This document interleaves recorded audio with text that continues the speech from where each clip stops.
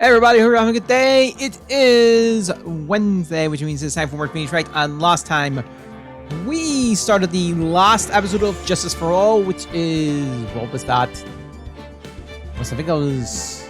that was... World Update.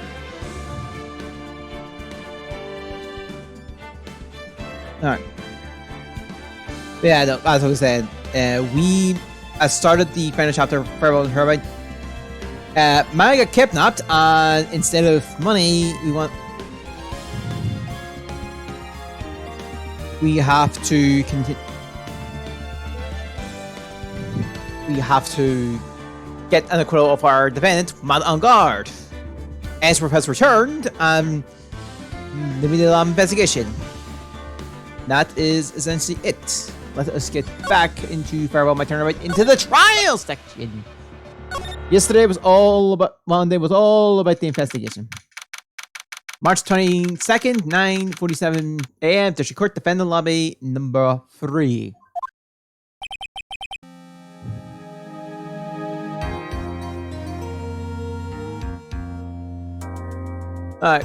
Adrian did it? Okay, that's what it looks like.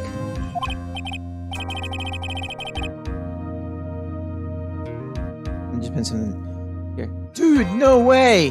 That woman couldn't do anything like that.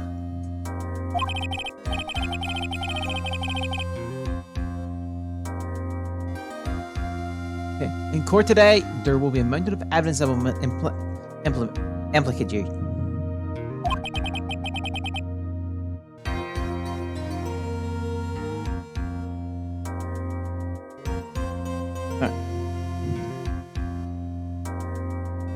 Afternoon, a mountain of evidence? I'm certain there is someone out there trying very hard to pin this whole thing on you. Please, Mr. Lawyer. Dude, like I said yesterday, I'm refreshing like a spring breeze, alright? Can't let any sort of scandal ruin that. I understand. Well, it's almost time. Oh, it's me. Mia! You must get a complete acquittal today. I know. I can't focus on Maya's situation right now. Or Pearl's either. No matter what, I have to focus on winning this case by the end of the day. Indeed. Well, let's get going. It's him! This is right. Good morning. This is it, Mr. Attorney. The day of the trial. Aya! She's unharmed, right? Well, when I checked on her earlier this morning, she seemed a bit, how shall we say, tired. Don't worry. People don't die that easily. Besides, what you really should be concentrating on is winning today's trial. For my sake, as well as yours, you must win today's trial. Which is why I've sent you a little present this morning. Present? What in the world would you want to give me? You'll figure it out once the trial starts. And even if you don't like my gift, I expect you to graciously accept it and win the day's contest, if you please. Wait! The kidnapper sent me a present? Mr. Lawyer dude, who was that? No one. It has nothing to do with you, so forget you heard anything. Dude, did your nose just get longer? March 22nd, 10 a.m. District Court, courtroom number 3. Court's 9th session for the trial of Mount on Guard. Are the prosecution and defense ready? The defense is ready, Your Honor. I say, Mr. Wright, what happened to Miss Von Karma? I don't know, Your Honor. Why are you getting mad at me?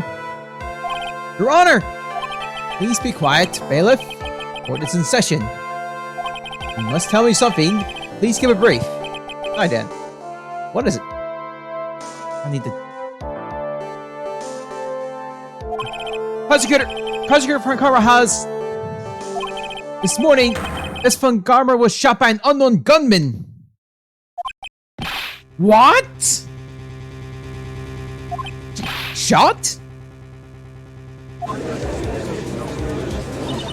Somehow, I think this is the present that man was talking about. His present? Miss von Karma is one of the top prosecutors in the country at the moment.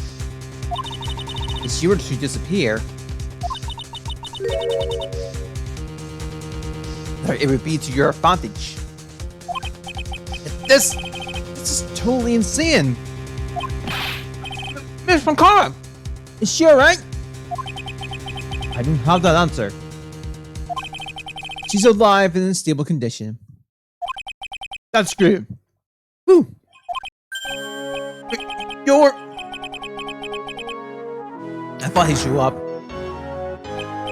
Your Honor,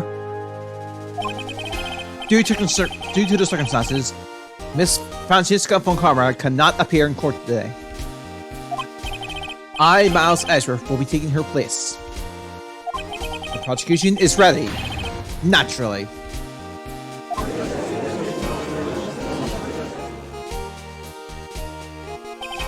Miss von Karma was shot in the right shoulder and is currently undergoing surgery. Shot in the right shoulder. Does not seem a bit familiar. Yeah, luckily, I have looked this case over and I'm familiar with the details.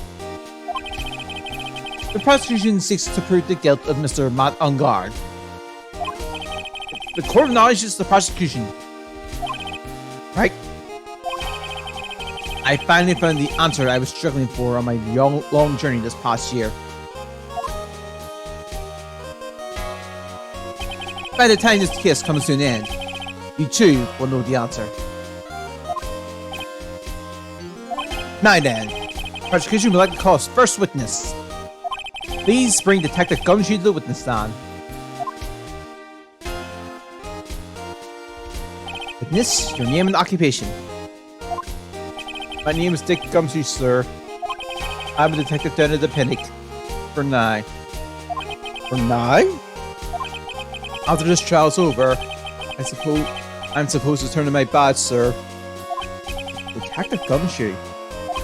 The prosecution has no need for the press witness. Lift your head up and face forward like a proud officer. Detective Dick Gumshoe. Yes, sir! Now, let's have your testimony. If you want to explore the various facts of this case, we must start with that. Get ready, Phoenix. This is going to be one very rough fight. Yeah. It would have to be with Edgeworth as my opponent. The answer he was struggling for. Interesting. Show me this answer you finally found, Edgeworth. For facts of the case is our first testimony. The murder happened after the Hero of Heroes award ceremony, sir. The victim, June Coretta, was found dead in his hotel room. After looking into the cause of death, we believe he was definitely murdered, sir. At first, we thought there was something suspicious about the empty guitar case. However, we later found out that the guitar case had nothing to do with the murder.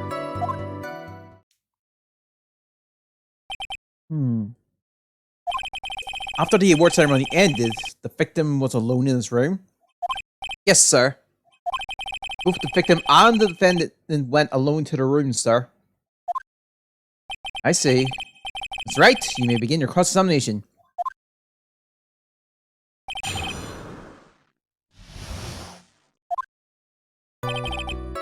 Alright.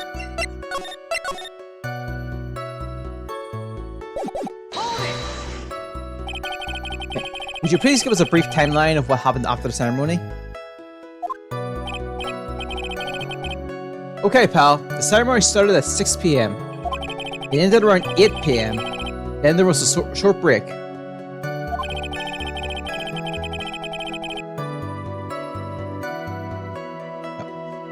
A special post-ceremony show was supposed to start in the lobby 30 minutes later. And that's when the victim's body was found, correct? Which is to say, the murder occurred during that 30-minute break period.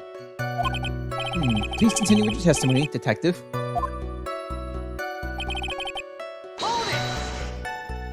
The person who discovered the victim's body was Adrian Andrews, correct? Yeah. Who is this Adrian Andrews you're talking about? She's the defendant's guard's manager. She's a really pretty lady, sir. Ah, so she's a pretty lady. I wonder if she will grace us with her presence. When the post-ceremonial show was about to start, she went to get Mr. On guard. After visiting his room, she next went to the victim's room to get him for the show, sir. I see. And that's when she found the victim's body. The cause of death wasn't not because Mr. Corrida was stabbed in the chest. Only a careless amateur would believe something so brainless as that, pal. Take a good look. The card of the crime photo. Now, all real attention would be drawn here to this bandana. Banana? His bandana, sir. That's the thing wrapped tightly around his neck, sir. Ah, yes, I see. His banana-scented bandana. And what about the knife? It seems to have been struck in the victim's chest on purpose after his death. We have a crafty murderer on our hands here. There we have the officer's report now. Time of death, 8:15 p.m. Cause strangle with a scarf, then stab with a knife.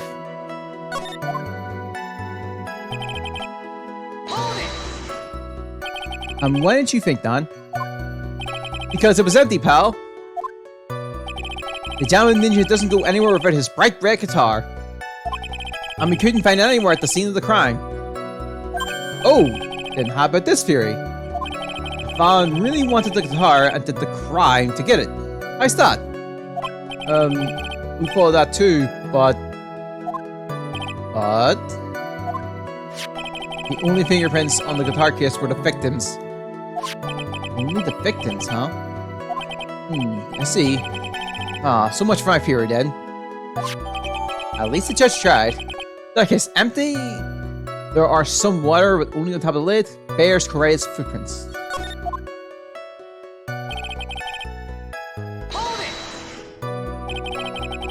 With what convinced you it had nothing to do with the case? The guitar wasn't at the Kittywater Hotel that night. Well then, where was it? The bright red guitar was eventually found at the TV studio. The victim, Joan Corrida, had apparently only taken the case with him, sir. Do you mean he forgot to put the guitar inside the case? Yes, sir. Even when he was on stage for the ceremony, he didn't have his guitar. So that guitar case was empty even before he got to the hotel. Yeah, that's right. So it really had nothing to do with the case after all. I believe that is enough. First, the victim was choked to death with his bandana. Then, after the victim was dead, the killer deliberately stabbed him with a knife. Which brings me to my next point. Why then did the police arrest Matt on guard? Because there was a reason not to suspect him. Here it comes. It's like Edgeworth's back in full swing. Very well, Detective Gumtree, please testify about this matter. Yes, sir. Why arrest on guard? Matt on guard and June Corrida were huge rivals with each other. They each thought the other guy was in his way. That's motive enough in my book. As far as evidence, there's the Jammin' Ninja's button. It was ripped out the ninja costume and found in Mr. Guard's hakama. The defendant's fingerprints were also all over the knife. The defendant brought the knife for the crime, which makes this premeditated murder. So the defendant's fingerprints were found on the knife used in the stabbing. It was sort of sticky on the handle, so the fingerprints Came out pretty clear, sir. Bears the victim's blood and on guard fingerprints. In the grip, Gapewater is engraved. And there's this button. That was found in the defense clothes, was it? And this button is also covered in blood.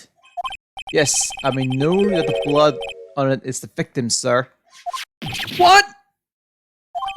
Jammin Ninja Buttons was ripped from his costume and is covering Karayan's blood, found in on guard's Hakama. All this points clearly, very clearly to the defendant, doesn't it? Yes, it most certainly does, Your Honor. Ready to give in yet, right? I'll find a hole in your argument somehow. You can press as hard as you like.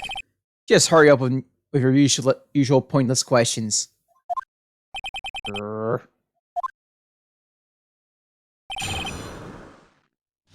Alright.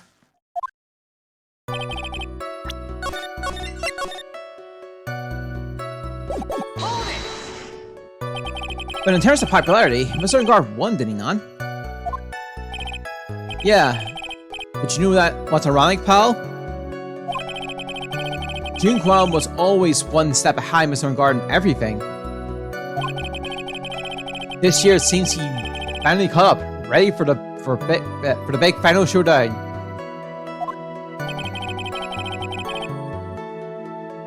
But Mr. Cray lost the Grand Prix in the end. This is too bad. He must have been pretty downhearted after losing.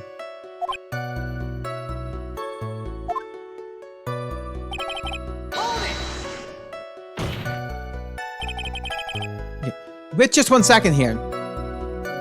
Mr. Garb was beating Mr. Karita in the popularity poll.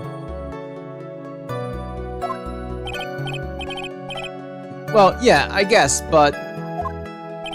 Which means that in the defense eye, the victim was not a rival at all.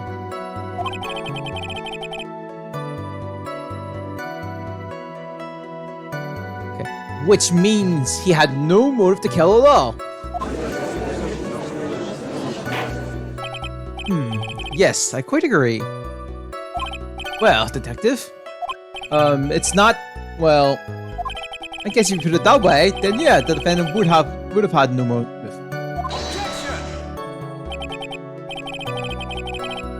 Detective, I'm beginning to see why you were fired. No, not you too, Mr. Edgeworth, sir. That's... I look forward to your pension negotiations. Now, detective. Let's continue with the testimony. Poor guy versus salary Nat's pension? Oh, my poor pension too. Detective, you follow your money. I suggest you proceed. Yes, sir. We can talk about my pension later, sir. What about what I was saying? Hello? Anyone?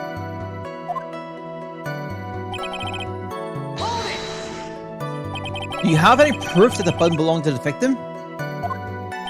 Huh? What do you mean, pal? Oh, let me put it this way. I'm asking if you have any evidence to back up your claim, Nan. This button was ripped off the Jammin Ninja's costume. Huh? Can't you tell just by looking at it? And the victim's blood is on it. Anyone could have smeared that blood on there afterwards. Mr. Help me, sir! Alright. I knew it had to be this piece of evidence. Now I had to reel this one in. Fred. Huh? The button was attached to the costume by Fred, obviously. And that's Fred snapped when the button was turned off. If you match up the ends of the thread on the costume with the thread of the button, it's a perfect match. Yeah, that's it! They're a perfect match, pal! That's Ezra for you. Never misses a beat.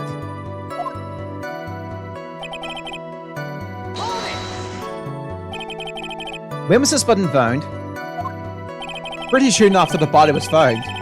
We warned everyone who knew Mr. Correa. And then we did a search on him. That's when we found the button.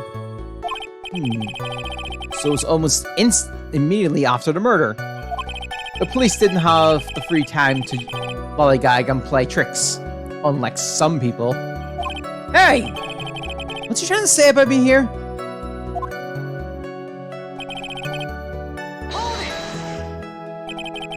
How were the fingerprints arranged on the knife? Huh? What do you mean, pal? By examining the fingerprints, you can determine how the defendant held the knife. For example, did he hold it normally or overhand? Oh, is that what you meant?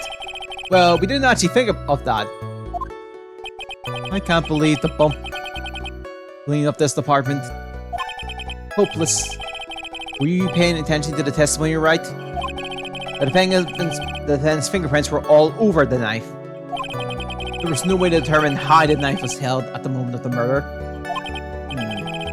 So is the defendant the owner of this knife den?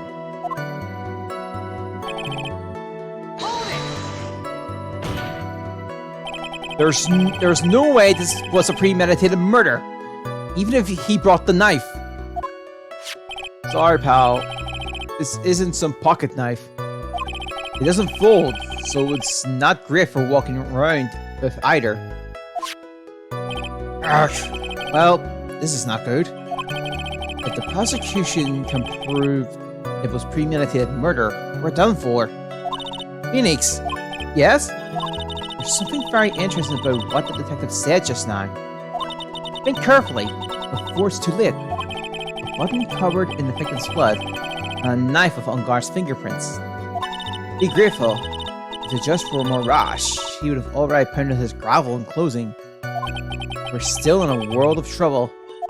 Well, before any battle, you must find your enemy's weakness. So let's find the weakness in this testimony, no matter how small it may be.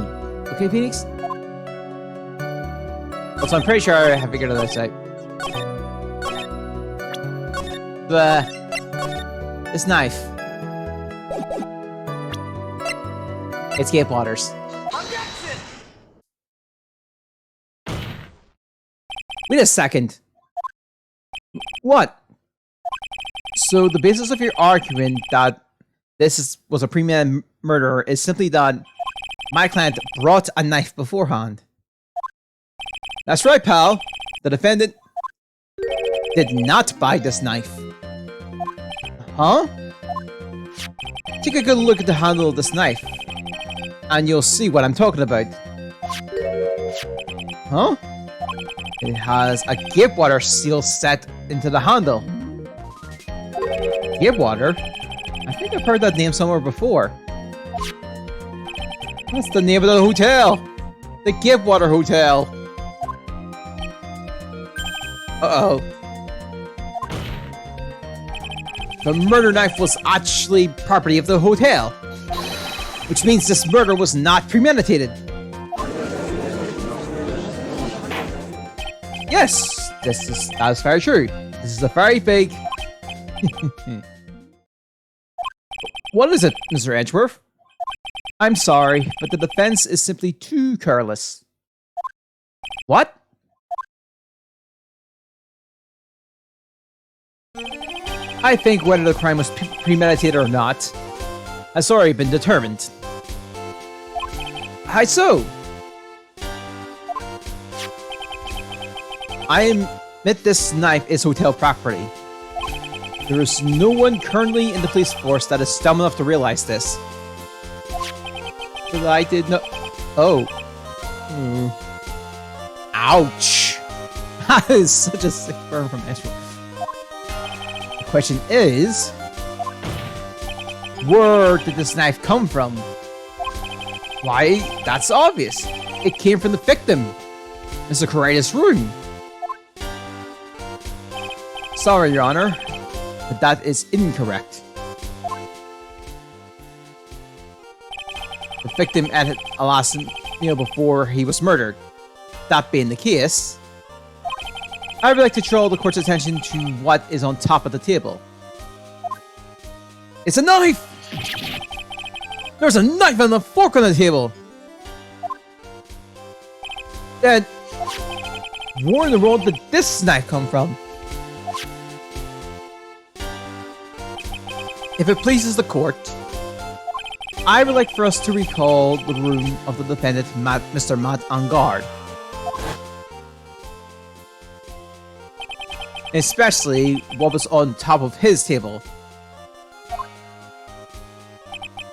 There is something missing. Perhaps it is a single knife. We investigated the leftover dishes for fingerprints. And while we were investigating, we came to the conclusion that Mr. Matt Angard's knife was missing. Mr. Angard had gone to the victim's room with the knife he had used during dinner. Why would he carry a knife on a visit? To kill, of course. And with that, I believe the prosecution has proven this was a premeditated murder.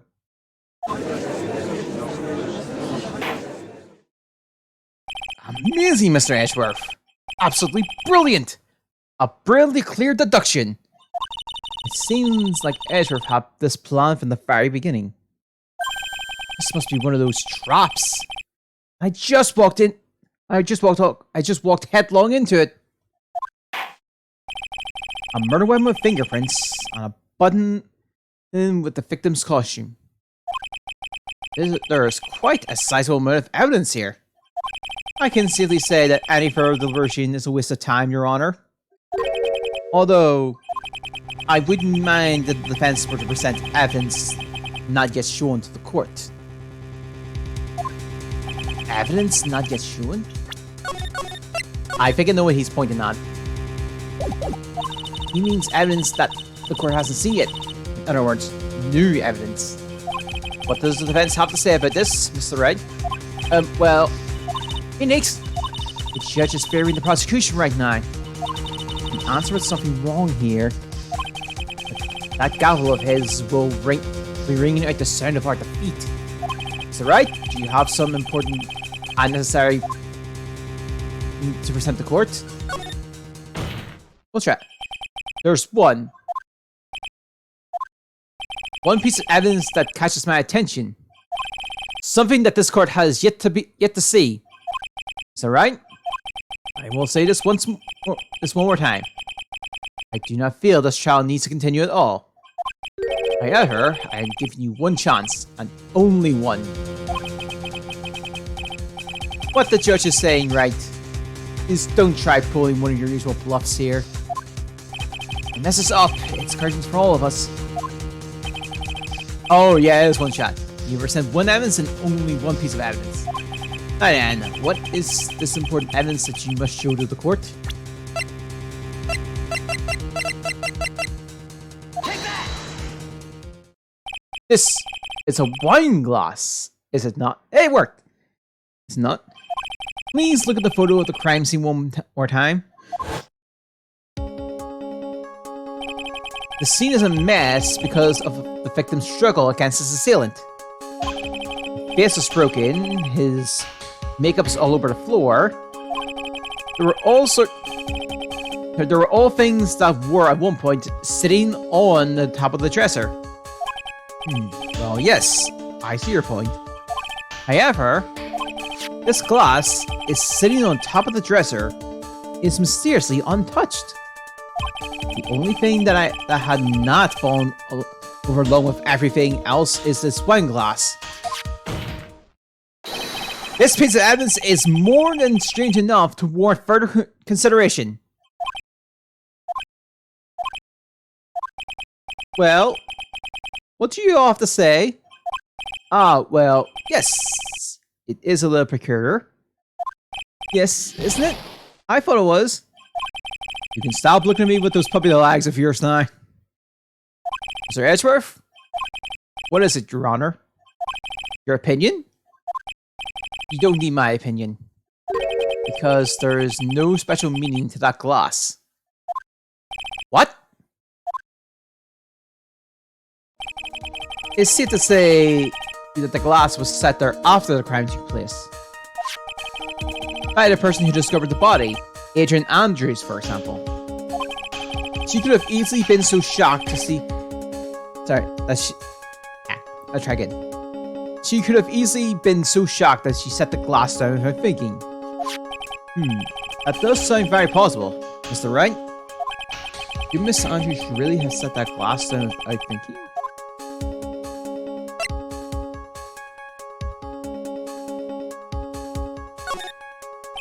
If I appear right here, the trial's over. I can look for my proof later. Now, I should trust my instincts and point with certainty. It's just my fault for it. If your thought-provoking enough, the defense would like to challenge the prosecution's theory. We would like to see something that proves it was Miss Andrews who set the cup on the table. You turned the situation on its head yet again. As usual. Mr. Edgeworth, do you have any proof to back up your claim? No way he has any. He's just bluffing. Unlike Mr. Wright, I never say anything unless I have the evidence to support it. What? You're not thinking hard enough today, right? Did you think this wine glass escaped my notice? Then, of course it has been thoroughly inspected. With fingerprints. Fingerprints? There were only one set of fingerprints left on this wine glass. Only one? Well, whose were they? They were not the victims nor the defendants. Rather, they were of one Adrian Andrews. What? Wine glass found next to the victim's images bears Andrews' fingerprints.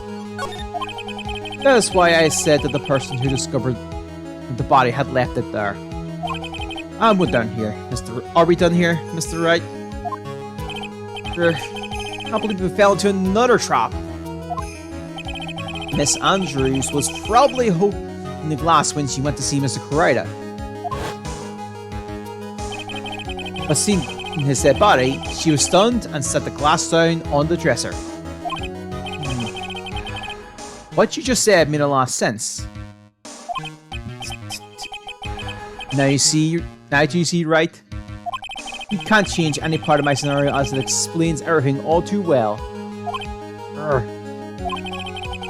I thought long and hard this past year about what it means to be a prosecutor. And from here on out, I will show you the answer I have come to discover. But wait a second!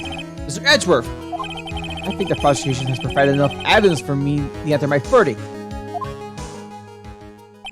Unfortunately, I can't allow you to pass judgment yet. The prosecution has yet another witness we would like to hear. Sorry, we would like the court to hear from. Another witness? Yes. Bailiff! Please bring in the next witness. What in the world is Mr. Edgeworth thinking?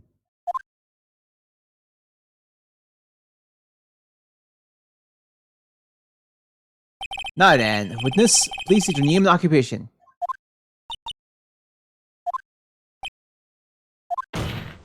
Witness! Your name and occupation, please. Gotcha!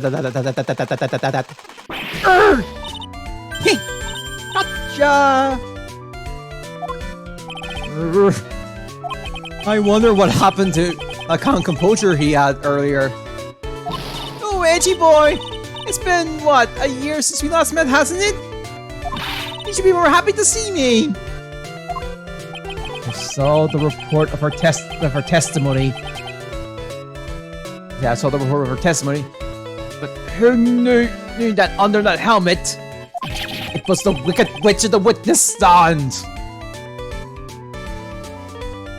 I mean, this is probably the best part of this episode, just the Edgeworth reaction, since he was so calm and collected right up to this moment. I tell you, this time I know what I'm supposed to do. So today, I'm going to tell you anything and everything. Even things that don't have to do with that terrible crime. With this, that terrible crime, it's all this court needs to know. Ooh, gosh, I'm talking to my dear Edgy Wedgie right now. For the treasure, Gramps! Yes, madame! No, no, no, by all means! Please interrupt her! Please! Anyway, witness, your testimony, please. It's true what they say. That you for hot-headed 9 days. That time I'm a little edgy. Now then, what should I start with? The witness was on security details at the hotel on the night of the murder. Is this correct, Miss Obag? It was a great job being able to see my darling Joanne. It was almost too much for my little heart to handle. You mean you were a fan of the victim? Look, everyone's crazy over that on guard, saying he's cute in a fresh way or something. But not me. I wouldn't say anything so silly. After all, I have no interest in a little child like him. I'm only interested in a real man, Juan Correa. But those two were the same age. Anyway, as I was saying, I was pacing in front of this room that night. Very well, please tell the court what you witnessed the night of the murder. Leave it to me, Edgy Poo! What you witnessed, new one. Anyway, after the ceremony, I went to pace around in the hallway in front of his room. There was something I was interested in finding out, you know. Well, since I was on the job, I made sure to keep a good eye out the whole time. That's when someone showed up. It was a man coming out of poor Juan's room. It was a guard! Man on guard! He was trying to sneak his way out of Juan's room. The Mr. on guard came right out of the victim's room. See, it has to be him. He's the murderer. I see. Well, Mr. Wright, you may begin your cross-examination.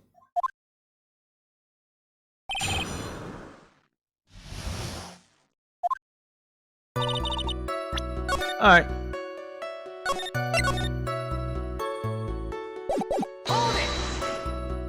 Miss Obike, what was your post on that night? The lobby! I was supposed to help set up the stage for that trifling show. But I refused to help. I'll have you know, sorry. It was for that It was for that lead-headed samurai show. I even took out a few of the nails.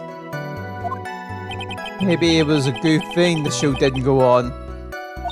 Besides, the manager with the glass seemed to be working hard at it without me. So I thought I'd take a break and spread my wings a little. And that's when you went to hang around the victim's door?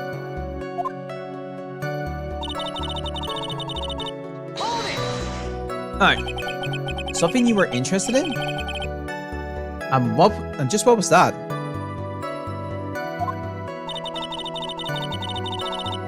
Alright, it's not some little thing I can just go around telling everyone, you know.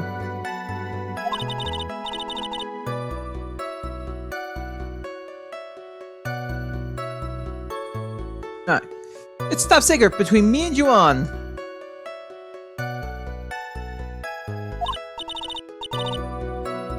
Ah, and Edgy Poo, of course. Mr. Edgeworth? What is this thing she was interested in? I have no idea. I despise gossip, Your Honor. Gossip? But should it prove relevant, we can always have it appended to her testimony later. It looks like we should enforce it right now. And did the witness stay at in the vicinity of the victim's store at the time?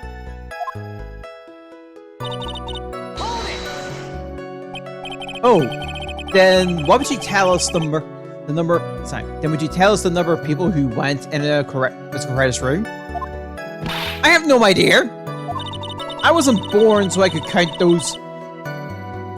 things for those who didn't pay attention in class. That's why ever since I turned 20, I quit keeping track of how old I really am. Yes, well, that would explain why your age was not included in the report. In any case, the witness stands someone, correct?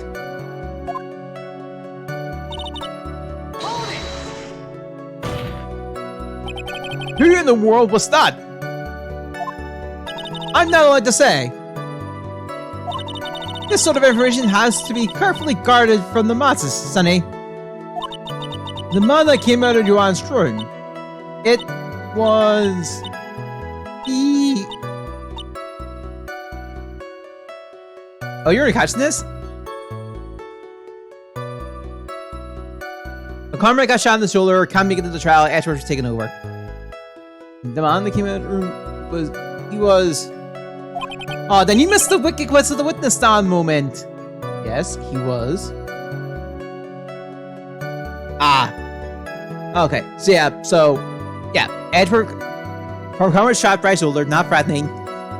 She's getting surgery at this point in the trial, so Edward's taking over. Oh, I'm too scared. I can't say his name out loud. Oh, what I wouldn't give to have Francesca's whip right now. Well, I guess I can tell you, since he was such a bad boy anyway.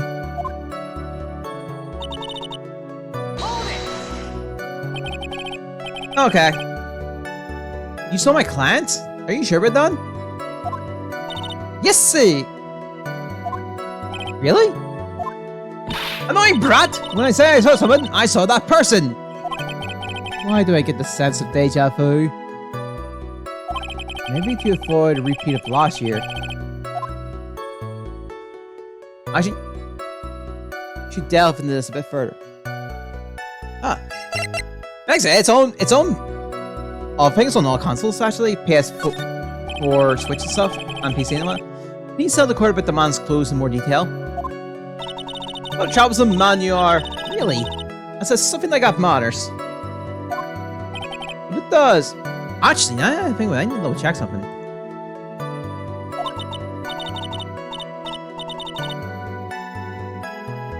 Now what was it? Oh yes, it was that thing. What thing? The gaudy thing he's always wearing. That bracing jacket.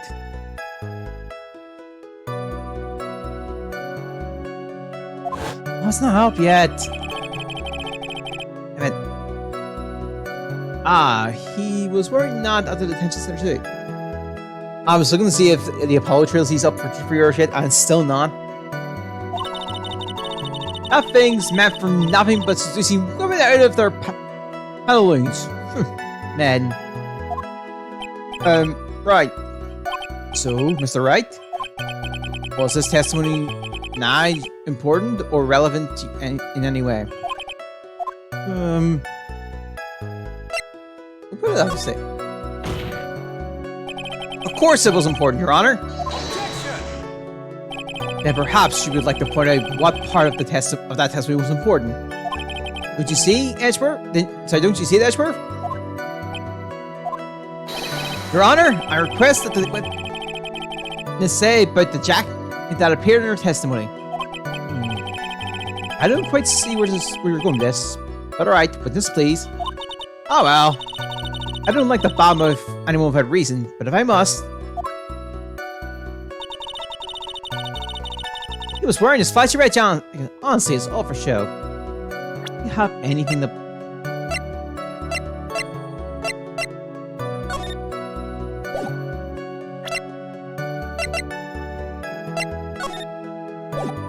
I don't think we have anything.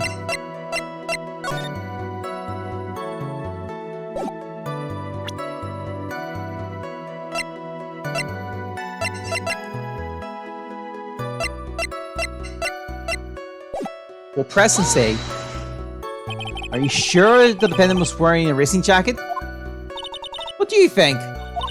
It's not like I've seen him in anything other than that horrible thing. I'm sure he was wearing it. She is so sure of herself that it's to the point of self-absorption. She may not be remembering things or be mistaken here and there. I don't think she's lying. That's bad for us. Really bad. But that's how the human mind is. It also has a tendency to jump off topic. She strayed on to a few interesting side topics this time too, hasn't she? But that's what makes her a sweet old lady, right? That's because you're not the one who has to question her.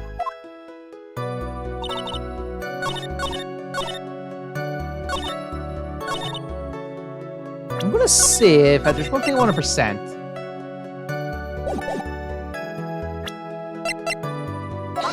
Nope. That's not it.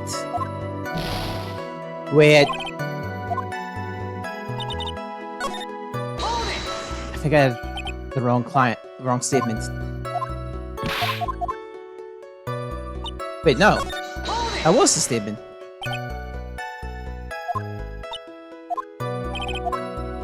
Knowing bad when is it?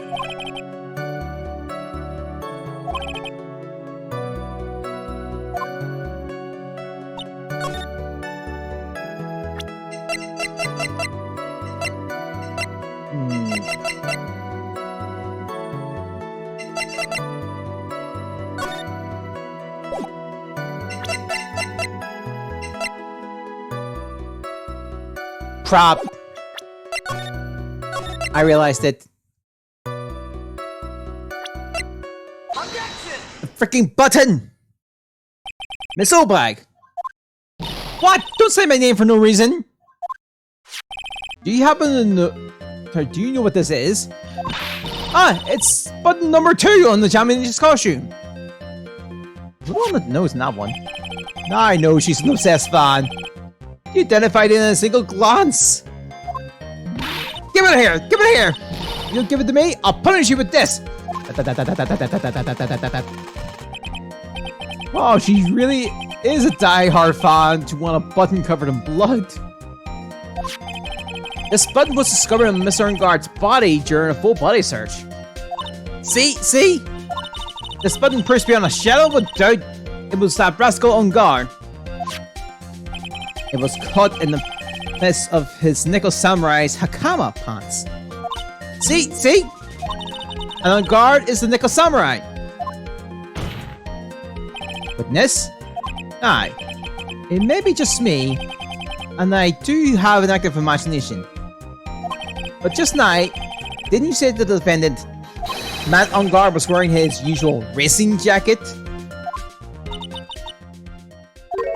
Ah, I'm so sorry. I'm sorry that you judge people based on what they were.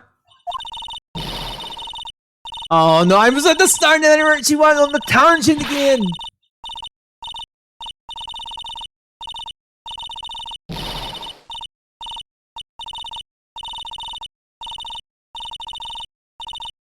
The only thing I can catch that. I hold your tongue still there for 1 second. So what you actually saw in actuality was not Mr. Ungard, the man, but Mr. Ungard, the Nickel Samurai. And yeah, if you noticed that, if you saw that, now you know why she's known as the Wicked Witch of the Witness Stand. But when you think about it,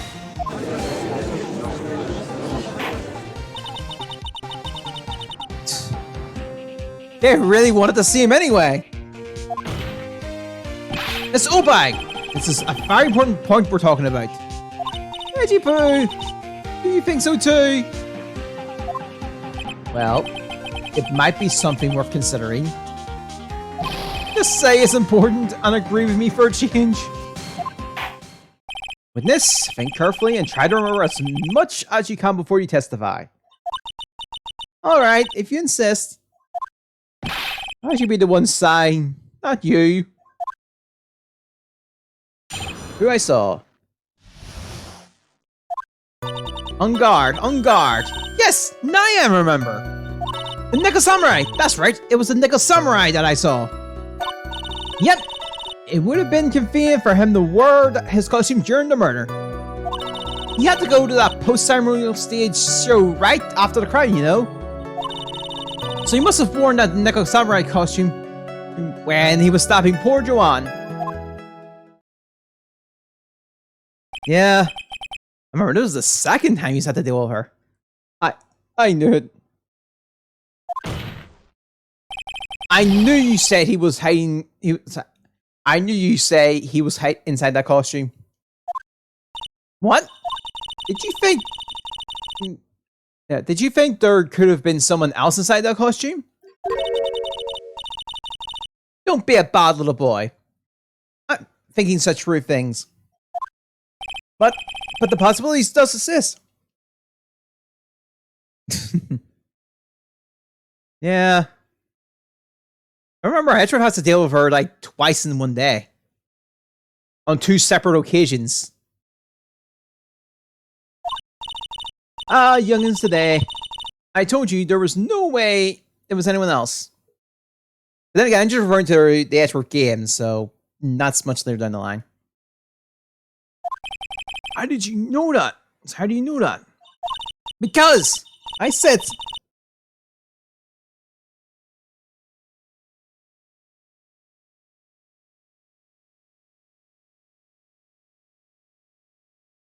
No, because I said... But I say it's the truth. At least she's just as delightful as a witness she was a year ago. Right, you may cross-examine the witness. Yep.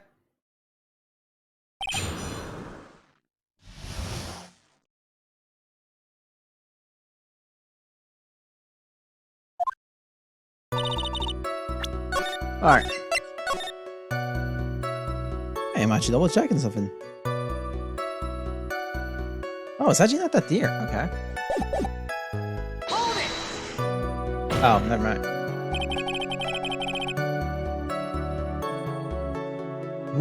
Would you please get on with your testimony?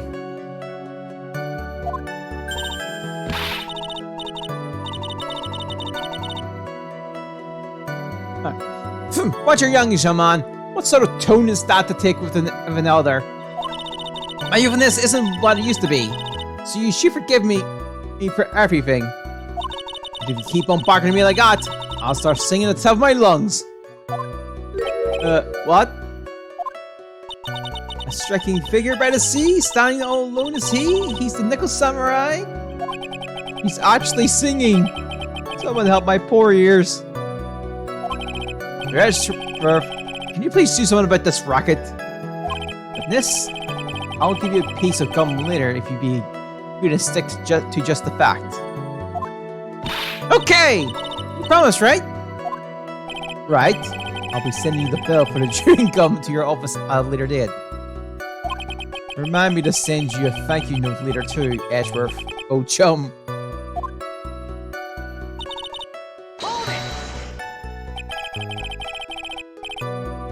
So be a little more careful with your testimony, please. Oh, never mind.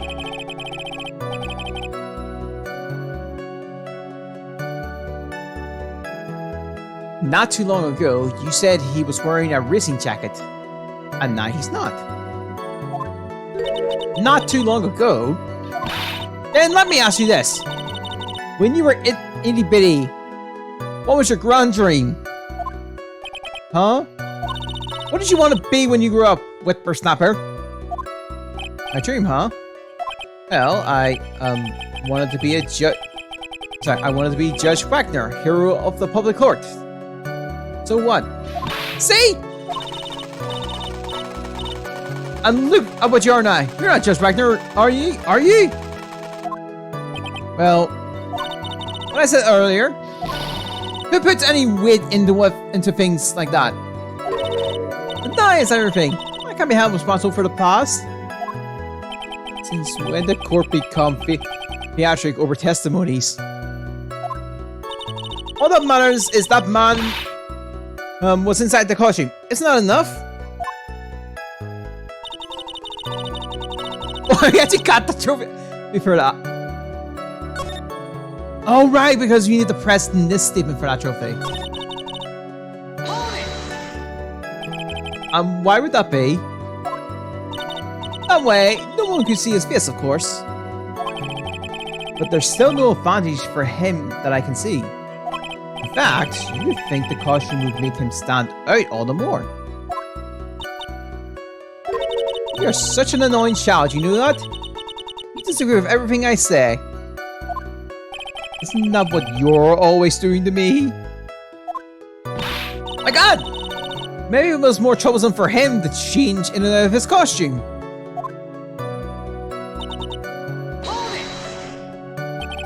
Was there anyone else scheduled to appear at the post-ceremonial show?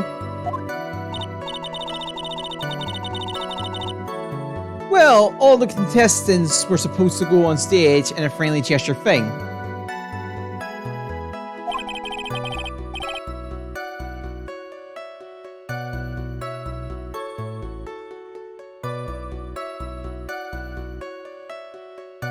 Okay, and that includes the Jama Ninja.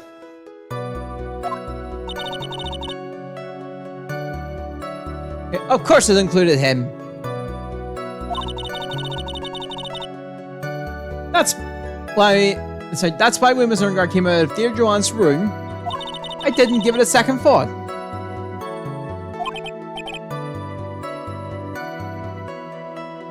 I see. Well, anyway.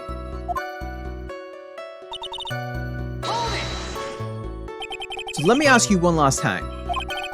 The pressure's up. It really was the Nico Samurai? As showy as ever. Haven't I been saying that from the very beginning? And I threw in the towel yet. You don't need to think too hard on this one. Huh? There's a contradiction in their testimony and it's sitting in plain sight. The question is what that contradiction means for us. Well, I have to figure out what you're talking about first. But okay.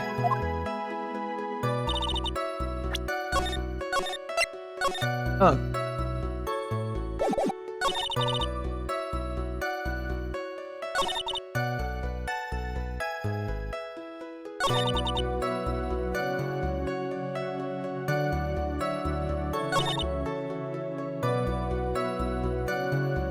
I must have worn that.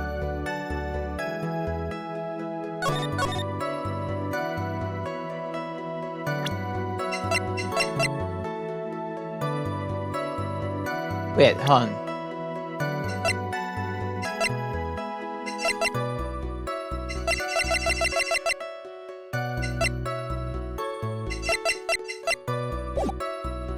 We continue.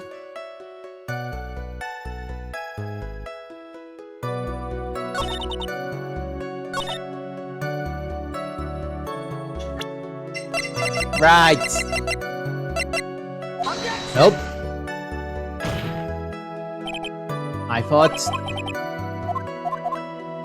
it was not.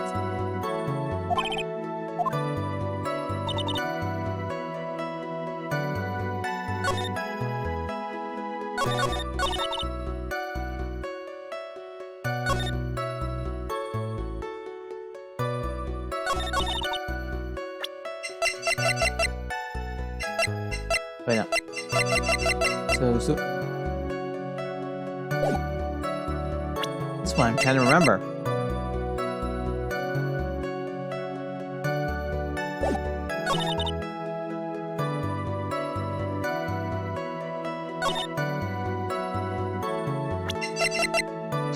Nope. Okay, let's check this one chart. Apparently it's one in the clear in plain sight. I just need to figure it out.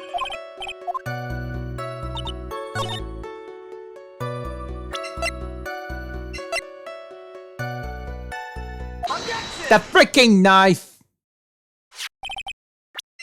Alright, I want my stuff back. I'm gonna need it for later. Freaking knife. Please take a look at this. Yeah, so it's a knife. Big deal. If you're trying to scare me with that, I'll have you know it won't work. No, that's not my intention at all. It's the knife that was used in the murder, correct? Your Honor, do you know why this piece of evidence is important to this case? You don't have to ask, because the defendant's fingerprints are on it. Is that what you're driving at? Is that what you're driving? That is exactly what I am driving at. What are you driving at? On whose car are you driving? If Mr. Garb was really in the Nickel Samurai costume at the time of the murder, then it's impossible for his fingerprints to have been left on this knife. Actually, he'd have wiped all previous fingerprints on this knife right off. Oh, that's right! The Nickel Samurai wears gloves, doesn't he? He probably took his gloves off before he began the stabbing. And why would he do something like that? To leave his prints on the murder weapon? There is no way he would do something like that. However, there is one possibility. And let's hear your possibility. It's very simple. The defendant went to the victim's room while in costume as the Nickel Samurai. Right? I almost said steal. So much similarities to freaking the one from the first game.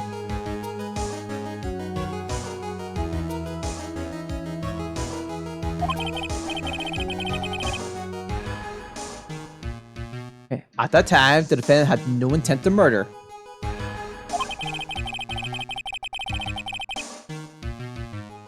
He was probably just going to relax and talk to the victim about the stage show.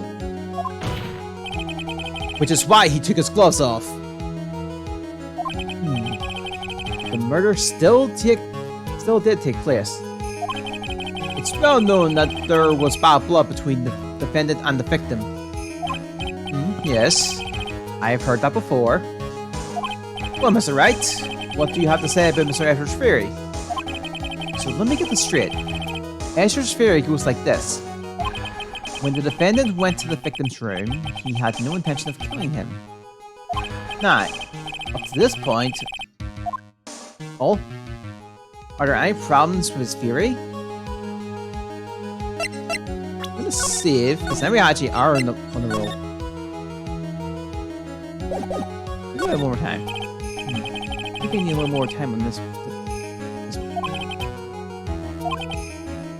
Oh.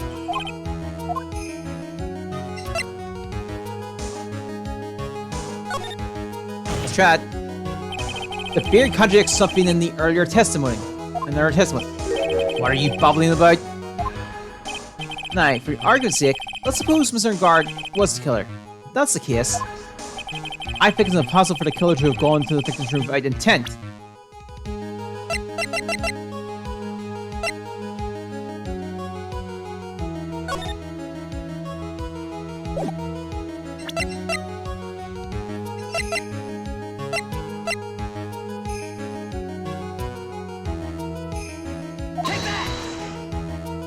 Okay, that's not it. Actually, you point to the one piece with the least enjoy your youth while I can. Humans don't live forever. You're good lawyers. You sure like to think you can bluff your way out of things, don't you? Neeks, pay attention. Let's pretend for a second the missing guard is the murderer. Now from that angle, if he didn't have murder's intent from the very beginning, then that means a certain object shouldn't be at the crime scene, correct? Certain thing.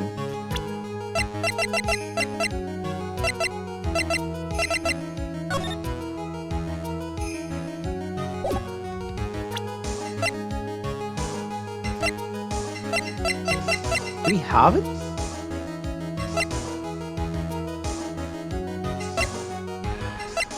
I think we do, isn't it? How you doing over there? Busy collecting your thoughts? Alright, let's get this... We have a little more spirit this time.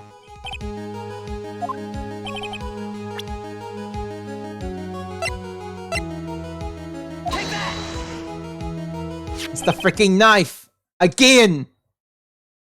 Get the points back. It was the knife! Twice! I am overlooking that knife a few times. Then why don't you for some reason figure it's the knife and it's not the knife? This knife. This was used by Mr. Guard at dinner. Yes, we did establish that. Which means that if my client was in fact the killer, then he brought this knife with him when he went to visit Mr. Correa. I suppose. However, you just said it yourself. At that time, the defendant had no intent to murder. If that were true, then why would he bring a knife? He wouldn't, would he?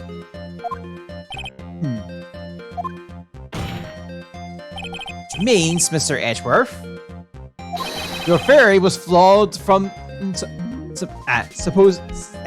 supposition 1. Why am I messing up reading really clearly? And one more thing.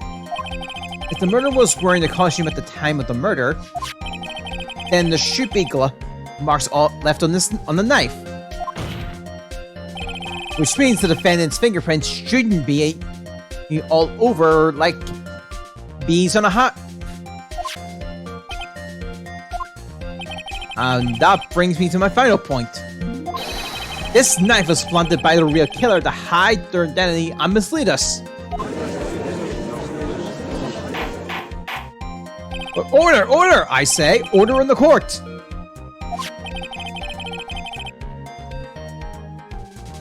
Was this knife really planted by the killer? Why would the murderer do such a thing? Oops. It's the flame right clamp. It's on guard. Yeah, it's the frame right here. There's the frame. Aren't you forcing the interpretation just a little too hard on this one?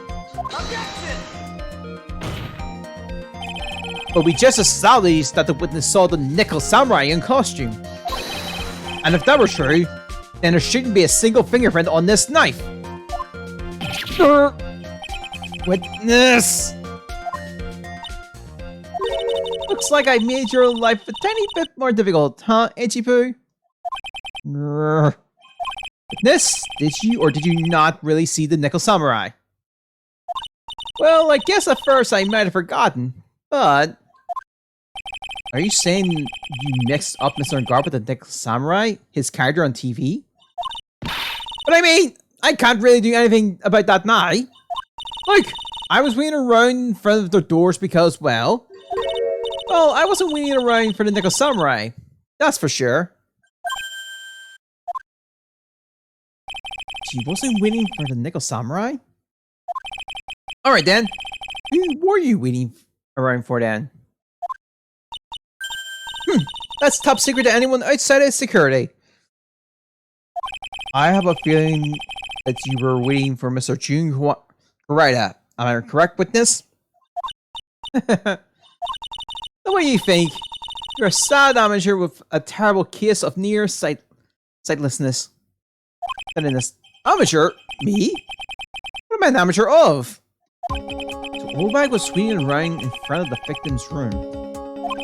But it doesn't seem like she was waiting to catch a glimpse of Mr. Correa. Maybe Phoenix, video back was waiting around for that person.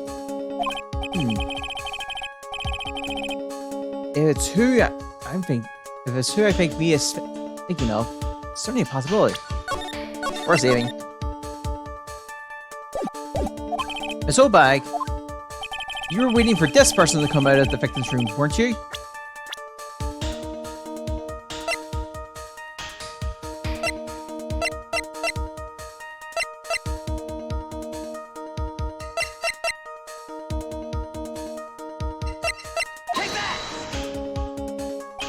Who is this person? Oh wow, it's kind of... This is Adrian Andrews, Mr. Engard's manager. But why would the defendant's manager be in the victim's room? It seems that this is the latest rumor in circulation, Your Honor. Oh, this is... Well, this is... Ah, I see. The judge seems to be really into the article. If it can be called such a thing. And this manager with the initials AA. Are you saying it's Adrian Andrews? Without doubt. The witness thought so as well. Looks like you found me out. Well, that's fine. I can throw away this whole sworn to confidentiality stuff, then. Witness? What in the world are you? Watch out, Phoenix. I've got a bad feeling about this. A very bad feeling. I've got some information. Some very secret information from a certain source. So that's why I was doing my own little investigation. In secret, of course. But what for? Oh, just for myself. Personal reasons and all that. Well, Mr. Edgeworth, how will you proceed from here? I really don't want to do this. However, I cannot simply let this point slide. I see. Very well then. Witness, please testify about this secret information. Get ready!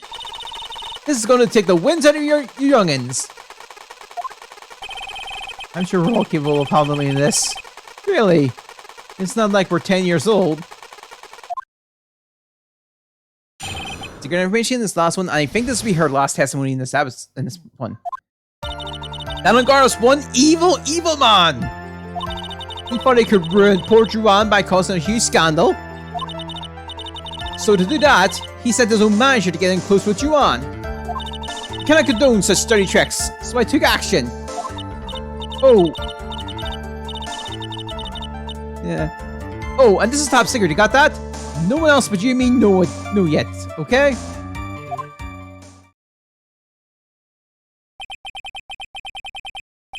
The defendant sent his manager? What a disastrous topic for this court. What? No one's above gossip. And isn't there a saying, the truth is never pleasant? Never heard that one before. Mr. Edgeworth, what about this Adrian Andrews person? We have looked into this matter and found that the truth the article proposed is, in fact, baseless gossip. But should this be true, then this proves the defendant did bear ill will towards the victim. This means I have to smash this rumor once and for all. Alright then, Mr. Wright, you may cross-examine the witness. Be careful. The old bag seems rather excited right now. That's right! On guard is nothing but your average fire-blooded youth. Well, as the old saying goes, you gotta burn old bags with fire. Never heard of that one. Time to fire up the afterburner and hit the highway to the danger zone.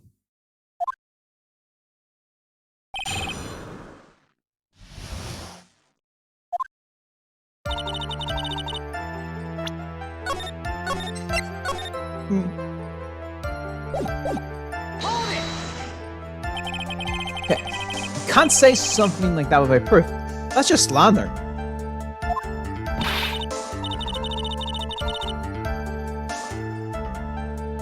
Alright. But it's true! So that woman is getting intimate with poor Joanne. Look! It says so right here, doesn't it? Manager to the stars, Miss AA. But the name of the magazine this comes from is Gossipland. What? Are you saying that gossip is all just a pack of lies? What do you know? I suppose next you'll swear to me that the news is 100% true. Honestly, Sonny, you can't discriminate between the news and gossip.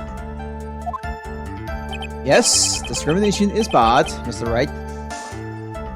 Discriminate? When did I do anything like that? Anyway, On Guard will never get me to say touche.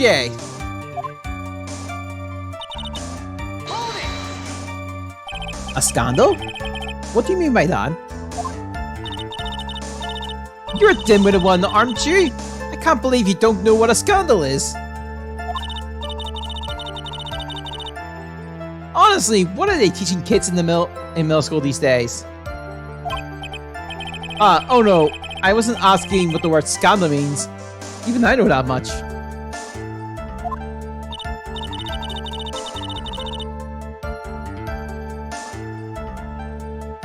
Okay, well, Dallin Guard thought he could own a monopoly on popularity.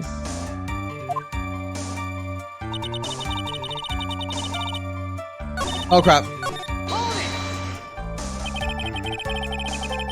You don't have any proof that Mr. Guard did any such thing. You must be suffering from shock. The shock of hearing the truth. And now, that you're in so much shock, you can't do anything right. You're right. I can't do anything. But boy, do I wish I could do something about you. Alright then, Sonny. Show me what you got. Can you show me proof that Guard didn't bear any ill will towards you on? Oh, hold on for a moment. I don't have anything to offer. See? Just as I thought. And you were lecturing me about saying things without proof. You just giving me a free pass to say whatever I want, whenever I want, silly boy. Be my big mouth. That's the way the cookie crumbles. For you, anyway.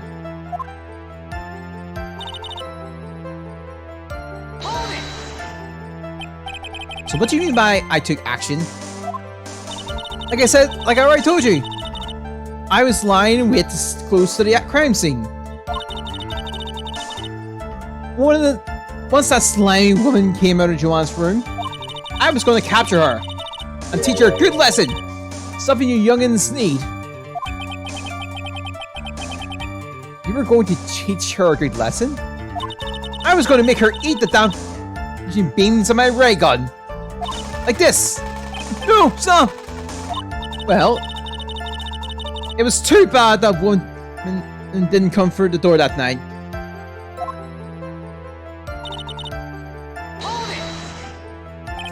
Wait! What? I'm a busy woman! Tea time with the kids is over. Secret information that no one else knows? If that's true, then how do you know this secret information? Huh? Well, that's because I'm a pro. Yes, that's it. It's a secret! Even if you drill a hole into my brain, you'll never find out. How in the world did that old rat not get such a secret piece of information? You don't be a good girl and tell me where you got the secret information. Yeah. You won't get to go home today. Edgy Poo, what are you doing? Help me! What do I have to do with this? Just do this for me. You'll get your reward. I didn't want your reward, but you don't believe me much of a choice. Afternoon, Jason. Hope you're having a good day. The witness could have gotten her information from anywhere. It's even possible that it was spontaneously made up inside the witness's head. And he's lecturing me on reckless babbling. As long as we don't know where this information came from, it's quite a waste of time to focus on this line of questioning. Where did Obike get her inside information? There has to be something I can use to figure it out. Sounds like just another typical gossip, doesn't it? But you can't just ignore it either. It makes your clan look bad either way. Well, I don't think I've heard anything out of the ordinary just now. There has to be something we can catch her on. Yeah, when I find it, I'm gonna press the heck out of it.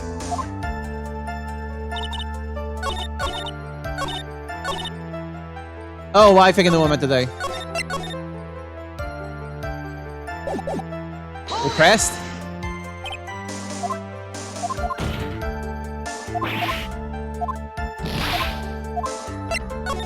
Oh, so no one else is supposed to know the secret information, correct? If that's true, then why do you know it, Mrs. Obag? What are you looking at me like that? Stop that! Witness? I hate to say it, but this is how you came to acquire your secret information, isn't it? Take that! Objection! You call that proof? It looks more like proof of spite towards the witness.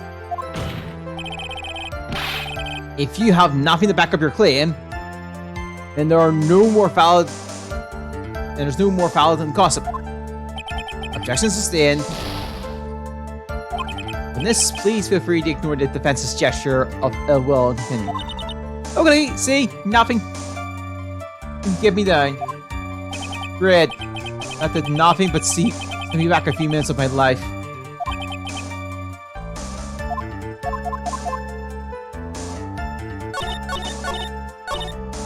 Alright.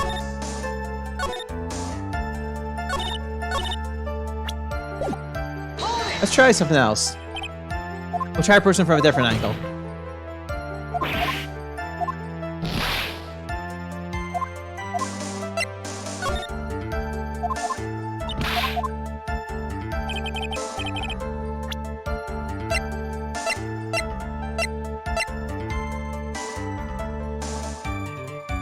Okay.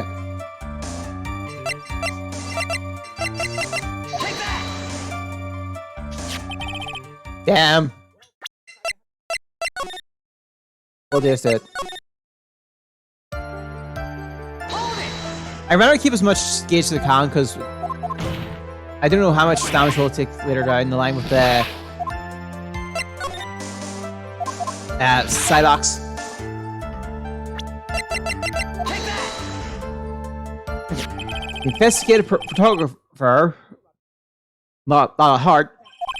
Oh yes, I remember that mischievous girl. She reported that she had lost a certain note she had written to herself. Not here, and of course there's more Psylocke. We're not finished. You think we're gonna? Oh right, I mean I just spoiled something. She reported such a thing on that piece of paper. She had written down some of her impression about her relationship between the victim and Miss Andrews. What? Outrageous ideas, you say? No, I said impressions. Then every word on this piece of paper is completely meaningless. Ah, that's it. That's the note. No, you see, this is something completely different. This is my tablet seats of courses to buy. And you are the one who took Miss Hart's note. Yeah, I think we have to do another one with Andrew's thing. I'm a huge fan of Joanne's, that's why. That infamous puffy-haired whippersnapper.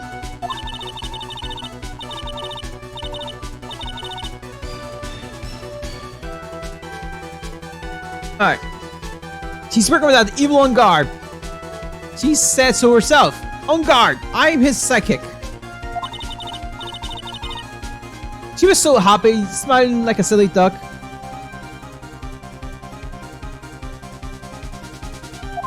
I was only checking on what she had written.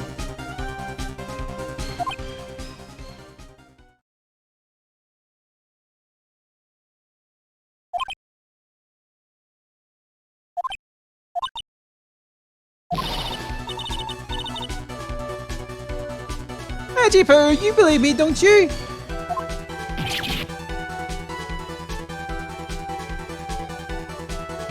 Huh. I was only trying to help out like the angel I am. It's only one little piece of paper. I've never taken anything else before. You really should come with a supply of cheese to match your vintage wine. Oh, I get it. Well, it was only a piece of paper. I suppose we can overlook this just this once.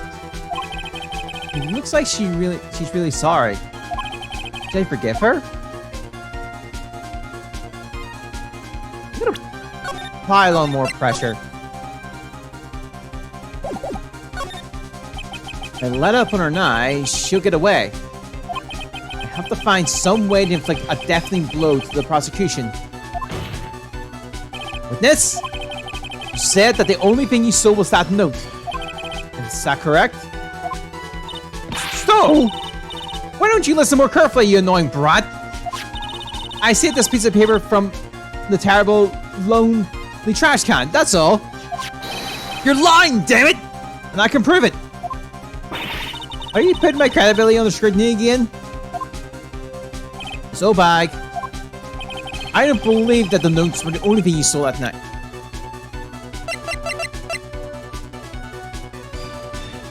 Take that! There. Oh no, it's not. No, but the camera. Kiss was the note. The note was with the camera inside his kiss, wasn't it? Oh, what? A camera? Yeah. Yesterday, Lotta Harp was raising a huge stink over our camera. She kept saying something like, "My sweetie $1,600 camera disappeared on me." Why, witness? What is it, Gramps? If you have the note, then it is only logical that you have the camera too. Looks like you found me out again, Sonny. Is this the camera you're looking for? That's... What? Even though I looked at this, I'm still a person, you know. I still emails like you. I fall in love and borrow things from people. I think your definition of borrow is a little off. I saw that woman's business card, and that's when I noticed it said, "Slimebag Celebrity Photographer Extraordinary." Well, when I saw that, I had to know what sort of picture she had taken. I'm a professional security guard. It's my business to know these things. Bailiff, check this camera's photos. Hurry! We must examine them at once.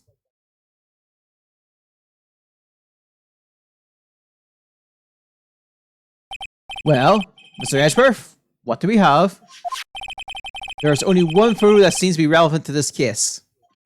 Please present it to the court.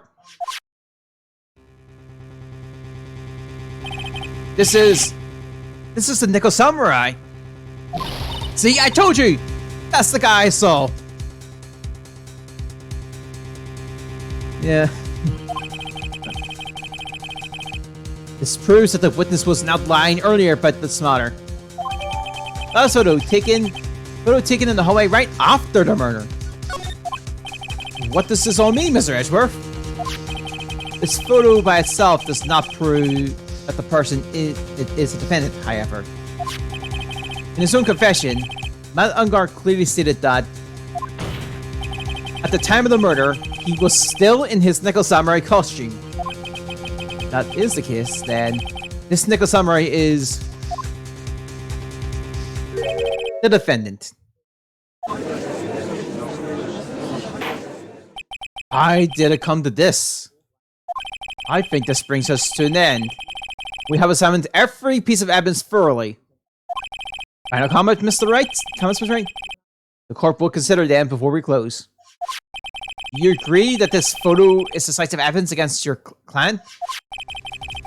This photo really is decisive, then we're done for. If I raise an objection here in blood, then I would put Maya's life in jeopardy. Can't make a mistake here. There's only one road out of this mess. This photo that Lala took. There's interest. There is something.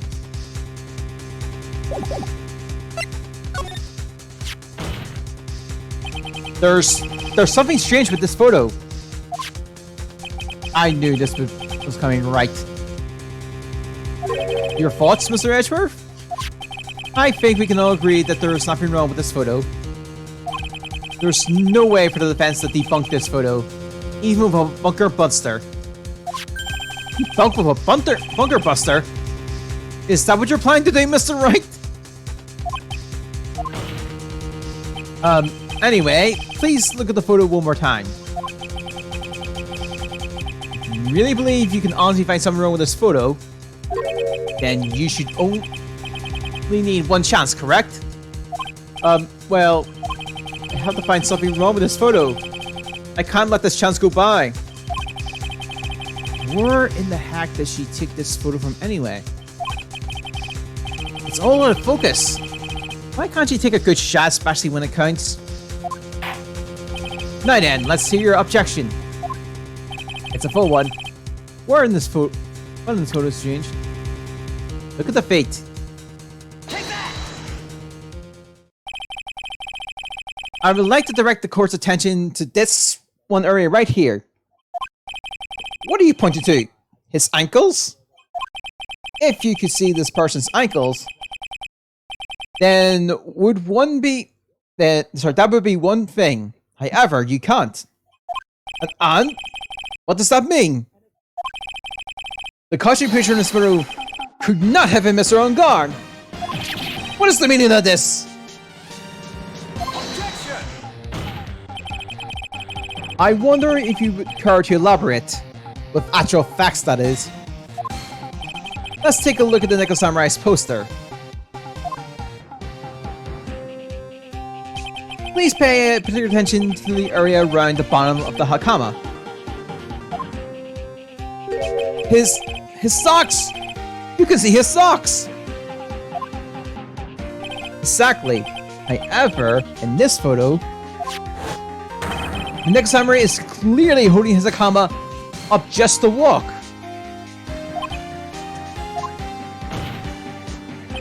There is only one explanation for this.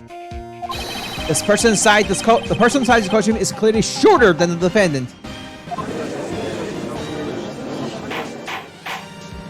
All right, I think I've turned things around for myself this time. That's curious. What is? Ashworth is unusually calm today. That's true. He's just letting the trial run itself. As if he's only along for the ride. Along for the ride? What do you mean by that? I can only guess that perhaps he doesn't feel under attack at all. He doesn't feel under attack?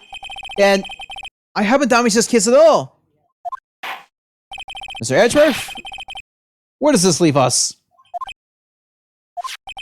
If the person in this photo is not Matt on guard, then everything the prosecution is trying to prove has become meaningless.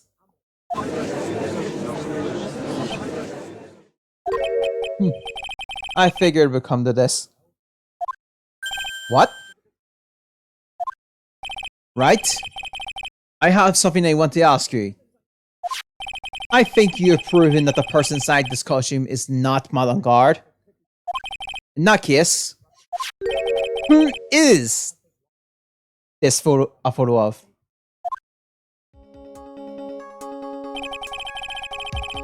Who is the person wearing the Nickel Samurai costume? Don't stress right over this, Phoenix. It's very simple. What you should be focusing on is Ezra's attitude, don't you think? Yeah. Why is he so calm? That's alright. Let's hear your thoughts. Who is the person in this photograph? In this situation, there's only one person I can think of. Take that! Adrian Andrews? If you want to know who that Nickel Samurai is, it is none other than this woman. And why would you say it must be Miss Andrews? What in the world points you to her? For starters, she's short.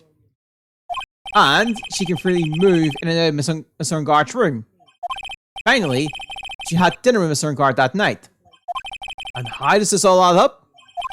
It means that it's very easy for her to get a certain item. A certain knife with Miss Ungard's fingerprints all over it. The knife that was used as a murder weapon. Why don't you just say what it is you want, right? I have to do this now. It's my last chance to turn things around.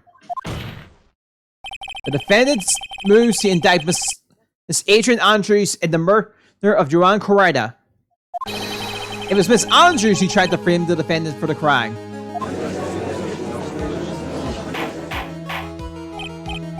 Order, order, order! It looks like this trial has hit a most unexpected development. Mr. Edgeworth? Yes, Your Honor. This court is issuing a subpoena for Miss Adrian Andrews. Verdict cannot be passed without first hearing her testimony. Alright, this is it. This is kind of bad for us. Huh? What do you mean? If Adrian Andrews is summoned to court as a witness, it means that the trial will go on for another day. One more day. Arrgh! I don't get a verdict today, then Maya... Now then, shall we sub Miss Andrews' testimony for tomorrow? What am I supposed to do? The judge is about to adjourn the court. Now then. Objection! Please, Your Honor, continue the trial. You must pass a verdict today. I can't do that. You cannot hear Miss Andrews' testimony if she's not— Hold it! Oh, is that her? I'd hear wasting such valuable time. I hope— Edgeworth? Your Honor, I request that you please continue with today's trial. But we cannot continue due to this unexpected development. Unexpected development? I think you underestimated me, Your Honor. And what do you mean by that? Mr. Phoenix Wright will slip his way to subpoena Miss Adrian Andrews is all happening according to plan. Even a Wright was a bit slow to catch on. What? What?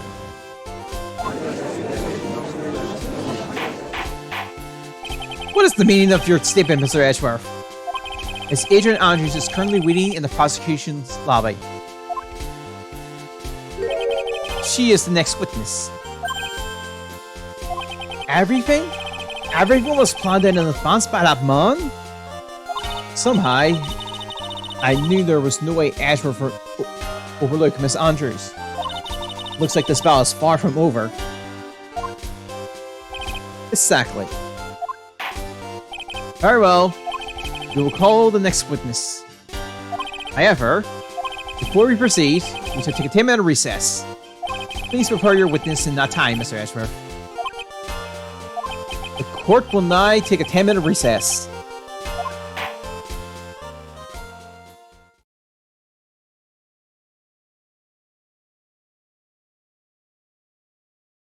Right, that is part 1 of this trial.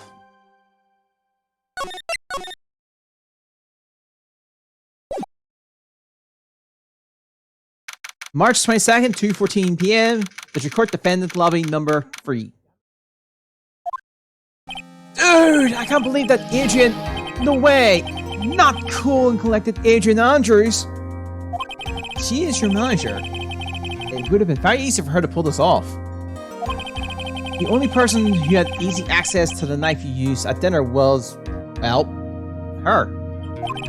So after the ceremony during the break, huh? I was sleeping like a log the entire time. See, she could have also easily planted that blood-covered button in your hakama. Because she was the one who came to wake me up. Then, dude, you're saying it was really her? Yes, she is the real killer. She was the one who murdered Juan Corrida. But why? I thought she was buzzed with Juan. She has her own agenda. Her own agenda? What are you talking about? I'm sure you'll see by the time this trial's over.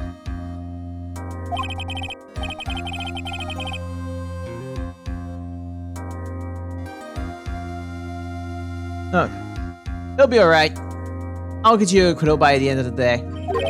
Give me a verdict that's refreshing like the spring breeze, okay, Mr. Lawyer Dude? Phoenix? You think her motive is related to Celeste and Haas' missing suicide note, right? Yes. Miss Andrews depends on Miss Empax as her strength and reason to live. But then Miss Empax suddenly killed herself. It sounded like she left a suicide note, and the person thought to have hidden it is Juan Corrida, the victim of this murder. And that's why I think that Miss Andrews got close to Mr. Corrida. All to get the suicide note back. That sounds plausible. But one thing bothers me. Huh? What? Who was it that first told us about the relationship? Better still, did Miss Andrews' dependency issues with regards to Miss Impact? It was Edgeworth. It looks like he's still the one in command of this ship. Don't let your guard down yet. March 22nd, 2:25 p.m. District Court, courtroom number 3. Court will now reconvene. Now then, Mr. Edgeworth, if you please. The prosecution calls the witness subpoenaed by this court. Miss Adrian Andrews, a person who discovered the crime in Mr. June Kurita's room.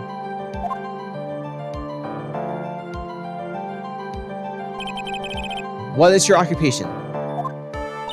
I'm the manager of the defendant in this case, Mr. Man on guard. See, now then. Before we begin, Your Honor, I have one request. Yes, sure. What is it? I'm sure everyone in this room is wondering the same thing. I would love to find out more about my relationship with the victim.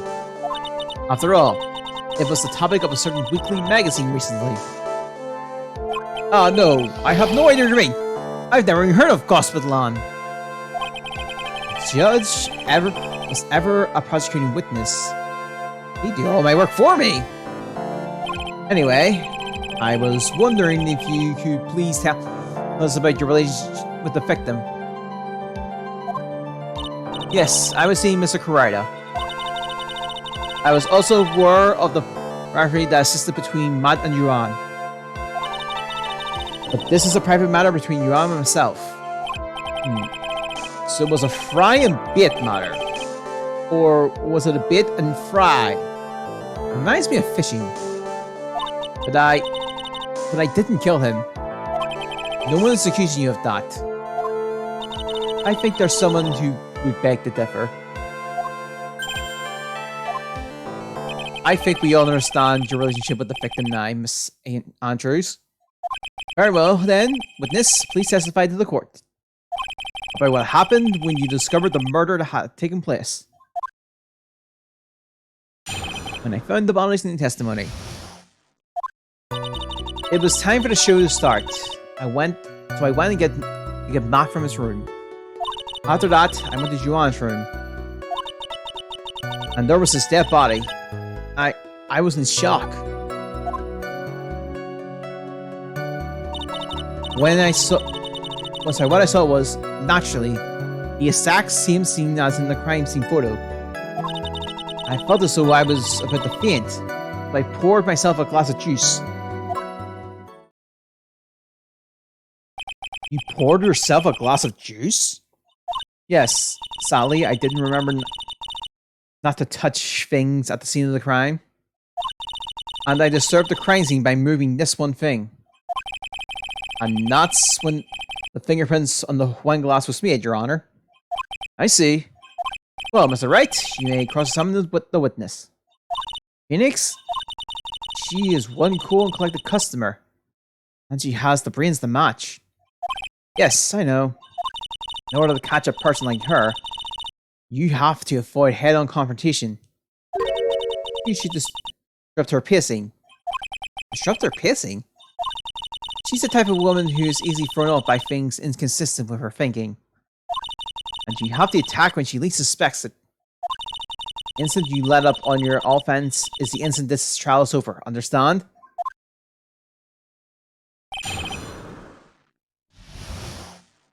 Alright. Receiving.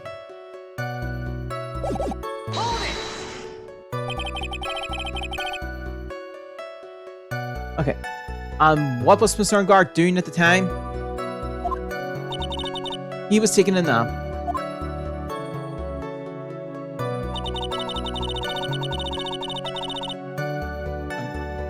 He was worn out from his mini performance as the Neko Samurai during the ceremony.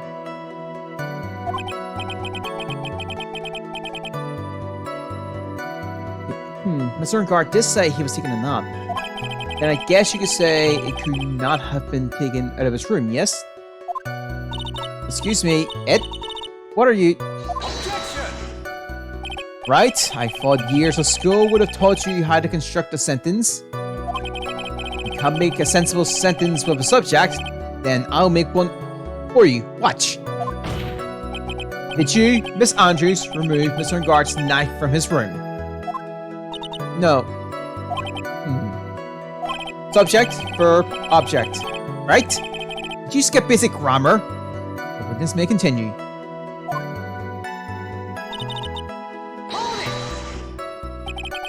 Alright. Why did you do that? And why did you do that?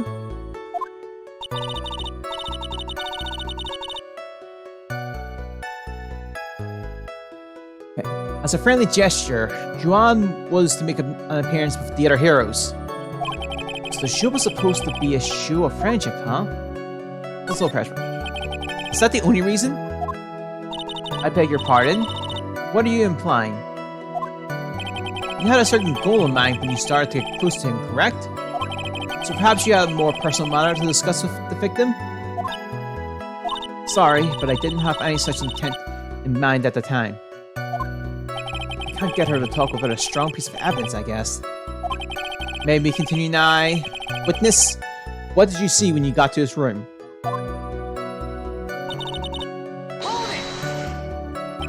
You were in shock? What? Wasn't that supposed to be? Miss Andrews is a very calculating person. Despite how close they were, I doubt she had romantic feelings for Mr. Kurita. Anyone randomly studying upon a dead body would be in shock. And she can't seriously expect that a young, beautiful beauty like her would not be shocked. Somehow, I don't think beauty has anything to do with being shocked or not. I see.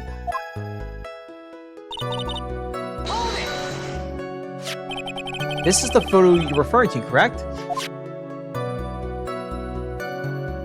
Yes. The one with the knife lodged in his chest. And the guitar case was like this too. Yes, it was open and empty, of course. And then, what did you do next, witness?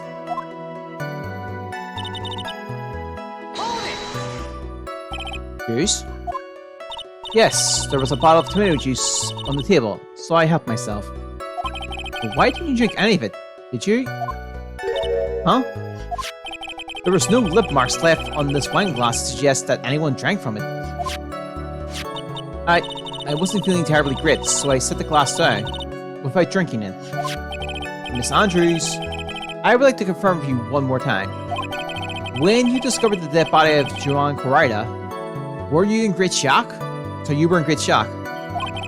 And that's when you poured yourself a glass of juice, correct? What a...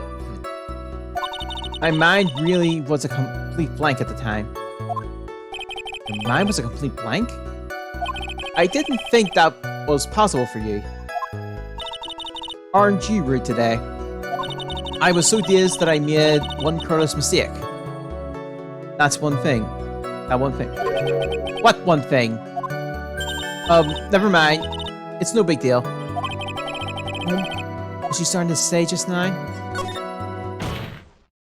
Miss Andrews, I'm convinced that, as you said, you made a mistake at the scene of the crime. What I really want to know is what this mistake was. Actually, so would I. I'm sorry. It's kind of embarrassing. When I set the glass down in the dresser, I accidentally knocked the flower vase over. Flower vase? Are you talking about the one on the floor in the crime photo? This mess of a glass shard? Sorry. It was originally on top of the dresser. But when I bumped into it with my elbow, it fell onto the guitar case. Why did you withhold such an important piece of information? I'm sorry. I thought that since the crime scene was already in disarray, that people would simply assume the face was just another part of the mess. It looks like yet another fact has come to light here. Please add this and anything else you have to reveal in your testimony. I'm sorry, but I have nothing more to add. Didn't touch anything else. I was the one who knocked the glass vase over, and it fell onto the guitar case. What kind of flower vase was it? It was a glass vase, and it was fairly big and heavy. I thought I would try to take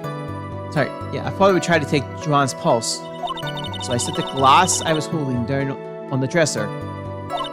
And that's when my elbow accidentally hit the face. That's odd. I thought she was always in total control of herself. That's what she would like people to think. Always be mindful of the gap between your perspective and reality.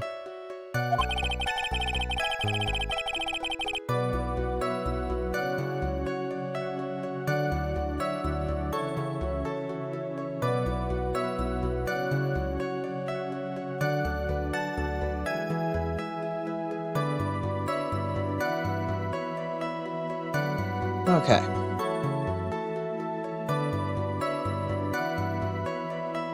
It doesn't. Sorry, I'm just double checking something. It doesn't seem like there's any glaring contradictions in her testimony just now. I won't you urge that she would not crack so easily. The only way to make her is to keep on the offensive and not let up. The only way you're going to catch her is with some strong, decisive evidence. You have to find something. You just have to. For Maya's sake.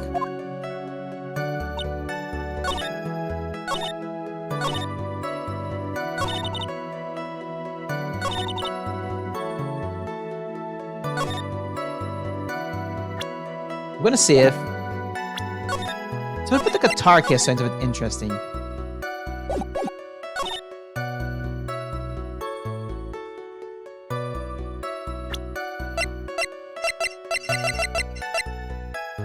Objection! Huh. You testified that you knocked the flower face over. Is that correct? That's correct? Yes. And are you sure it fell onto the guitar case? Is there some problem with what I said? It's not some problem. It's a major problem. It's true that the top of the guitar case was wet with water. However, that's exactly what is so strange. Miss Andrews, you testified that the face fell onto the guitar case. However, if that is true, the case should have gotten wet on the inside, not the outside. That's very true. Furthermore, there's one other strange thing about this guitar case. What is that? Let's take another look at the crime scene photo. The remains of the face are scattered on the floor. What's wrong with that? If the guitar case was opened when the face fell, the glass shard should be inside and not outside the case. Ah! What is your point, Wright? That the case was closed at the time when the face was knocked over? Is that all? No. Think back to what Miss Andrews testified to. She said that other than the face, she didn't touch anything else. Yes, that's right. She did implicitly said she didn't touch the guitar case.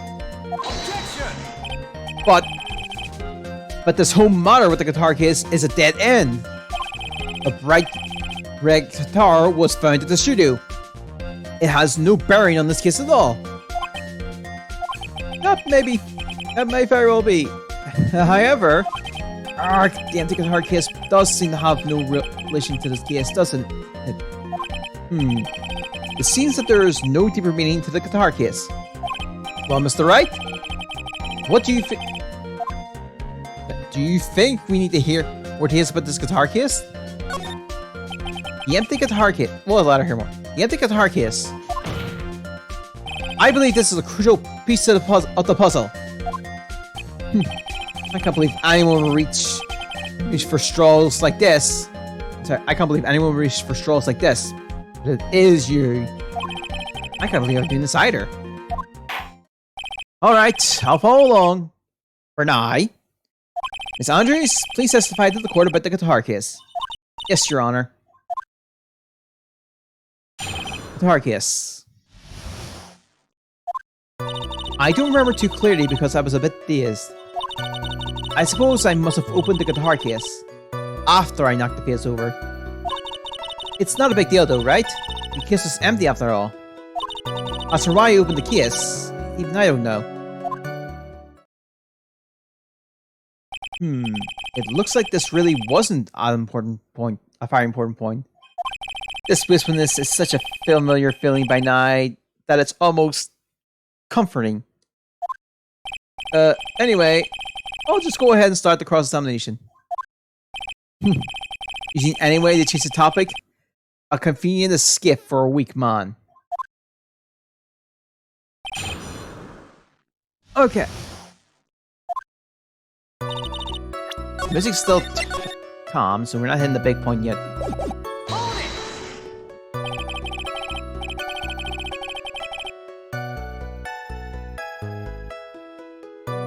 Okay, during your testimony just now, did you remember those events clearly in your mind?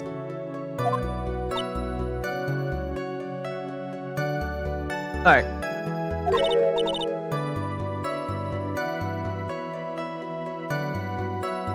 Well, you see, are you sure that you're the one who opened the guitar case?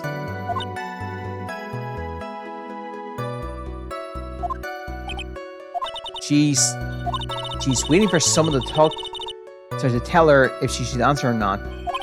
Sounds like her dependent side is taking over. Well, Miss Andrews? Yes, it was me.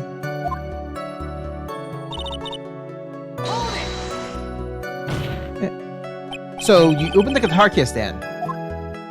Yes, well, maybe. Why did you open the guitar case? Huh?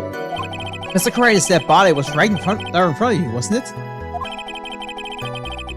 I would think that the first thing you do is call for help, not open the guitar case. Objection! As the witness has said multiple times, when she found the dead body, she was dazed. Maybe I was curious to know if the bright red guitar was alright or not. I thought maybe the criminal took it. Why would she care about the bright red guitar? But getting back on topic. Was it really empty? I was just wondering if maybe when you opened the case, the guitar was still inside. Objection! How long have you been a lawyer, Mr. Wright? How about a little professionalism? The bright red guitar was found at the studio. The trial would be over in half the time if you would just pay attention. Or these trials would be over in half the time if you were just pay attention. Yes, pay more attention, Mr. Wright. Sorry.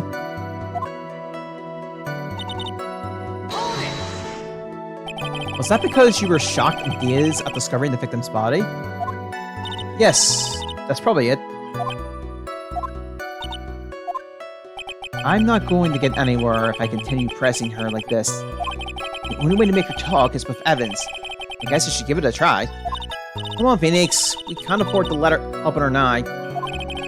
I wasn't planning to line up, but she's at her weakest nigh, so this is our chance. Yeah, we had a weapon to hit her with. I'm sure a weapon is hiding somewhere in the court records, waiting to be found. So, she opened the case. Let me say first.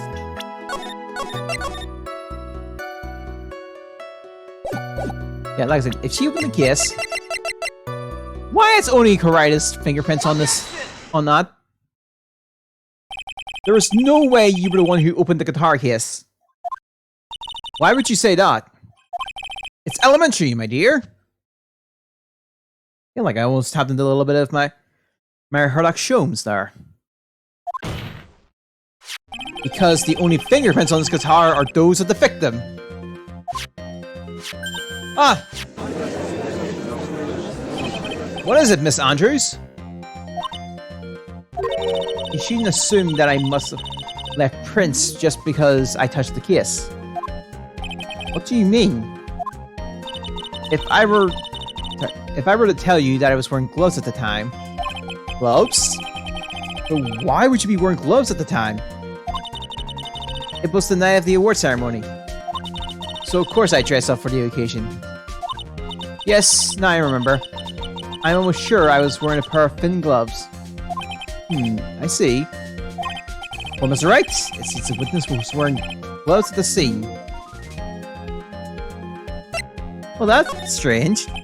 If you're wearing gloves, isn't that a little strange? Why is that strange? Do you have something that would prove that I'm not wearing gloves at the time? Yeah, why glass? I have proof right here. This wine glass. The wine glass? You left your fingerprints very clearly on this wine glass. Even if you took your gloves off when you poured yourself this glass of juice, wouldn't you think it was just a little strange that you put your gloves back on just to open the guitar case? The glass is broke. Well, she has to spare that. Order, order, order! Looks like you hit the nail on the head this time. What do you mean? I believe that guitar case plays a very important role here. But it's just an empty case. I wonder if it really was an empty thought.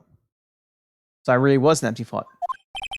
But the guitar, the bright red guitar was at the studio. Phoenix, drop all your presumptions. What was in the guitar case? What was in the guitar case was not the bright red guitar. What was in the... You don't mean... It was a bright white guitar? Wait. That's not right either. I admit it'd be unnatural for someone to do that. So the witness was not wearing gloves, despite the fact on the case. Your Honor, this is obviously the defense's usual misdirection tactics at work. Steer the court towards an unrelated topic and lure us all into his misguided... No, Your Honor! Please recall that Miss Andrews had testified that the vase fell onto the guitar case, which means that the case was closed when the crime took place. However, it is wide open in this photo of the crime scene. I am sure this guitar case has some relevance to the some relation to the murder. If you're so sure, right, then I'm sure you can somehow sustain your outrageous claim, correct? Please enlighten us as to why that guitar case has anything at all to do with this murder. Can you do that, Mr. Wright? I'm saving you because I have a strange feeling we'll have to prove it right away. Well, let's suppose for a second that the bright red guitar was not the only thing that could have been in the case. The bright red guitar was not... They're not being the only thing? You don't mean to suggest that the... I didn't get that a bright black guitar was in the case. So, you intend to push your theory that the case was not empty, right? Is that alright? I wouldn't say something I didn't intend to prove. Deflate that head of yours. You haven't proven anything yet. Now then, let's have it. What was inside this case at the time of the murder?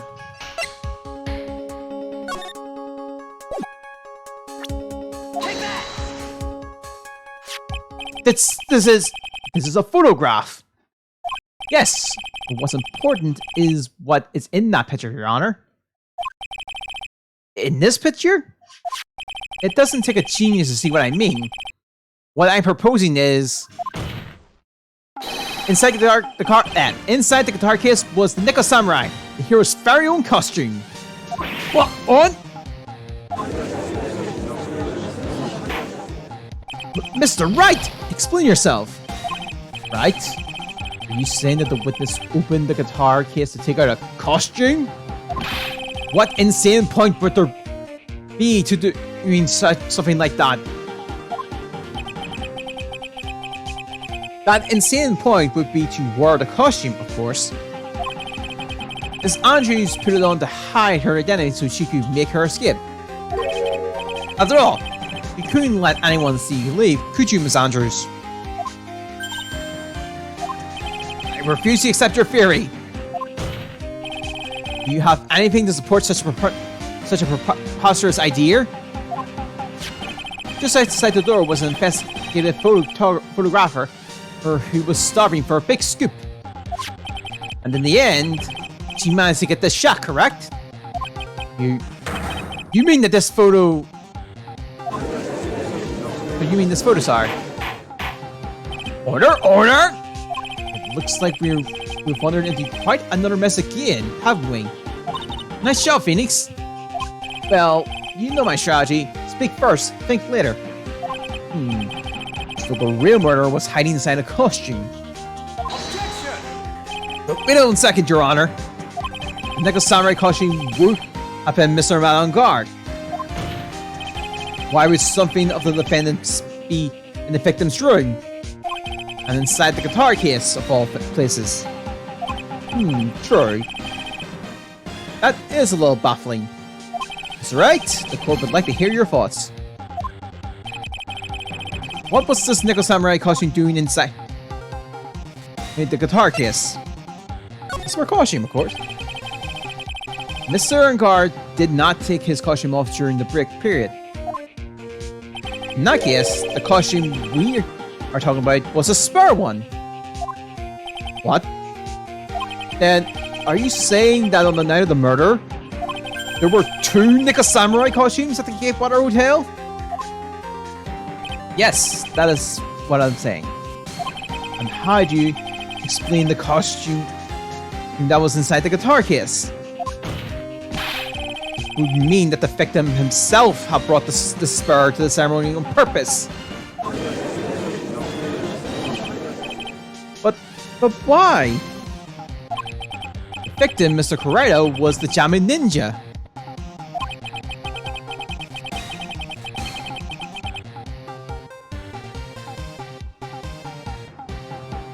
Okay. Why would he secretly bring the Nickel Samurai spare costume with him?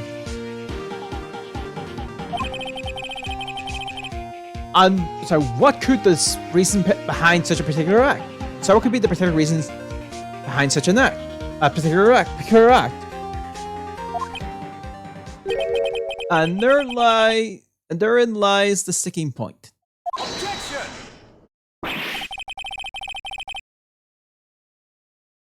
Well, what are you mumbling to yourself about now?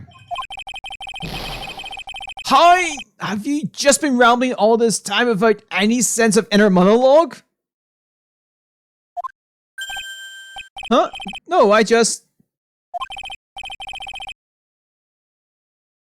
Mr. Wright, please explain yourself.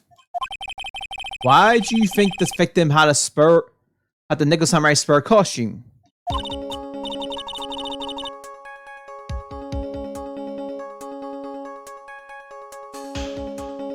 Oh.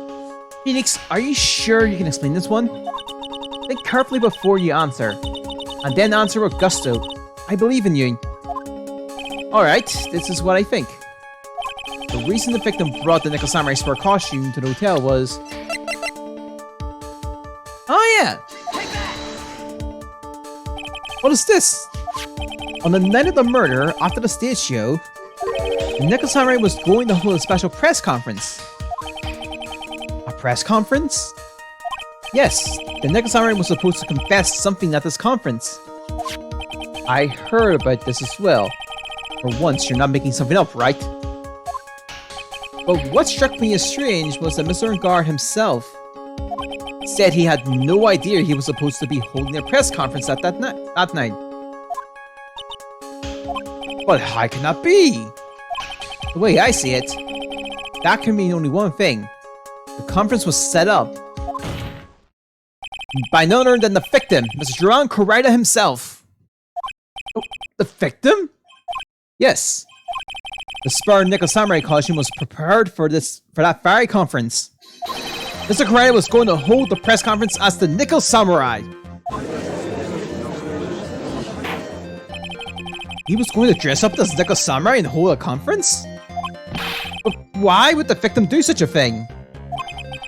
That's something I don't quite know yet. However, what I'm concerned with right now is what he intended to reveal at that conference. And Nickel Samurai was going to confess something? And by confess, I wager he was going to reveal something about himself. Which means that Jiran Koraida, posing as a Nickel Samurai, was going to speak about Mat on guard. Yes, I guess that is what it would mean. But if that's the case, that's not a confession. That's public disclosure. Miss Andrews, I can see why you're pro. Yeah, you're pros to what you do. Pardon me. Yes, just as you said. The press conference was set up by Juan. Miss Andrews, please offer us an explanation for this. I was one he asked to help set up. And the person who prepared the second costume for him, that was also me. You?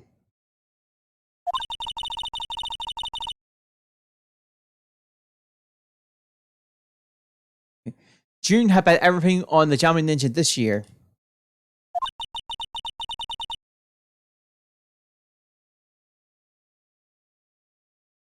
Okay. And if he lost the Grand Prix, he was going to make sure Matt was going down with him. Okay. But he was going to ruin him? I think I messed up it there. My mistake. I was looking at something else there for a split second. It looks like somehow Juan had in his hands a secret so powerful that it would destroy Matt's acting career had it been revealed. What? And do you know what the secret of Mr. Guard is, Miss Andrews? That's something only Juan knows. I don't know what it is. Ah, I see. I've probably been coming off quite suspicious to everyone. But that's to be expected. I've been trying to protect Matt, after all. Protect Mr. Ungar? And yet again, another strange bit of truth comes to light, it seems. Miss Andrews, if you could, please tell us the truth about your behavior. Yes, Your Honor. I understand. Protecting Matt.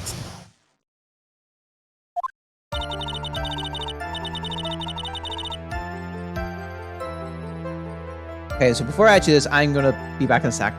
Remember, it's getting a little bit dark here, so.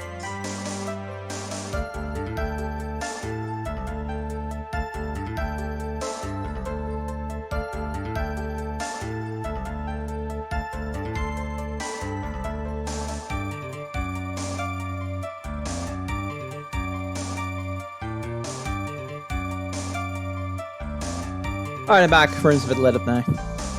Anyway, from the moment I saw the crime scene, I had a feeling that Matt was the murderer. Matt had to kill Juan no matter what. And he didn't have an alibi for what he was doing at the time of the murder. My thoughts were confirmed by the evidence, of course. The button and the knife. But I'm Matt's manager, so I felt I had to protect him.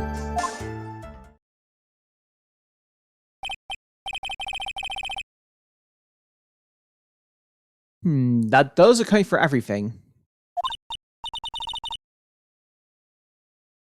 Well, so I am the logical type. We're finally seeing her true self. She's a bit more nervous than a scared rabbit. So she is more nervous than a scared rabbit. If the defendant can find no fault with her testimony, I am ready to make a ruling. Please keep that in mind as you cross-examine Mr. Wright. Looks like somehow everything has swung to the opposite end of the scales again. That just means I have to put my weight into this and turn her logic upside down.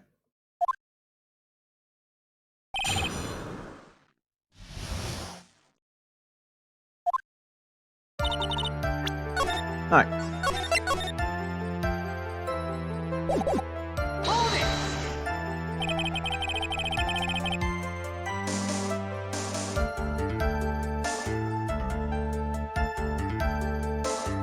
Why would you say that was your intuition was speaking to you? Don't confuse my methods of reasoning with your own. If you want to prove that someone did something, you need three things. Three things? A motive, an opportunity to commit the crime, and finally, decisive evidence. And if you think those three things through, the answer becomes quite clear. You should have already known that, Phoenix. They didn't teach that to us in school. At least, not from what I remember. May I continue now? So, you would say this need came from the press conference? Yes. Do you know why Joanne chose that event and that hotel for the conference? Because that was when he could cause the most damage to the public's beloved Matt on guard. And you knew of this plan, didn't you, Miss Andrews? Yes, because I was the one who set up the conference and prepared the costume. But I'm sure Mr. Ungard himself didn't know anything about the press conference. Oh, really? Can you show me any proof that he didn't know about the press conference? Anyway, the important thing here is that this information was not in your testimony. Yes, I agree. Miss Andrews, please correct your testimony, if you please. Grasping at straws now, are we, Mr. Wright? I know what his motives are, but I don't have any way to prove I'm right. Has Mr. Guard done something to hurt or betray you personally? Why do you ask? You were the one who helped Mr. Corrida with his press conference. And that event was supposed to bring down Mr. Guard, yet you still helped out. The person on trial right now is Mr. Guard, right? What the witness was thinking, helping the victim with his plan, it's none of our concern. In any case, this means that the defendant had the motive to kill. Why do I keep doing this to myself?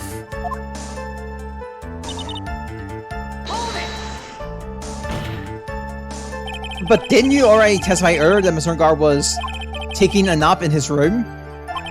Are you telling me now that that too was a lie so you could cover for Mr. Guard?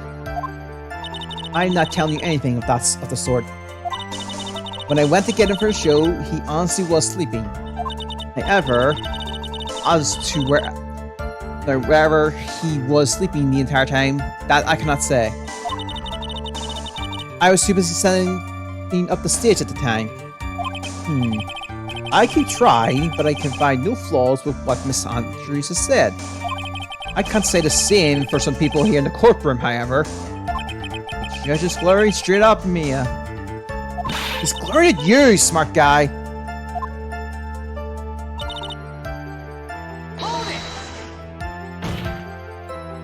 You can hardly call the knife decisive evidence. The fingerprints on the knife could very well be a clever camouflage. Then, what about the button? The button? It's clear from the crime scene that the victim and his murderer fought. During the fight, the murderer ripped the button from the Jammy Ninja's costume, sorry. You're talking about this button, correct? That button was found on the plates of Matt's Hakama, isn't that correct? I would think that makes it very decisive evidence. Look. Looks like you were outfoxed again, Mr. Wright. Anyway, the knife doesn't prove a thing. Please fix your testimony.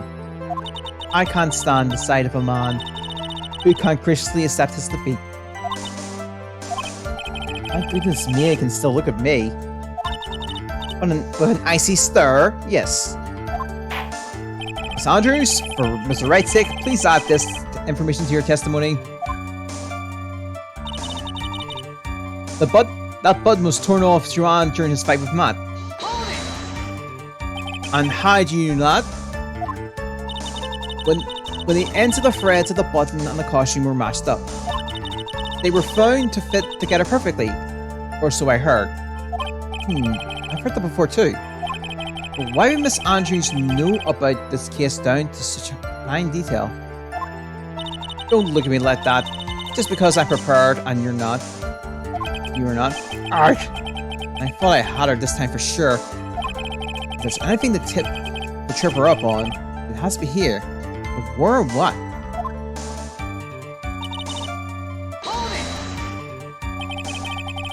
But what you really did was stop the guy in the back, didn't you?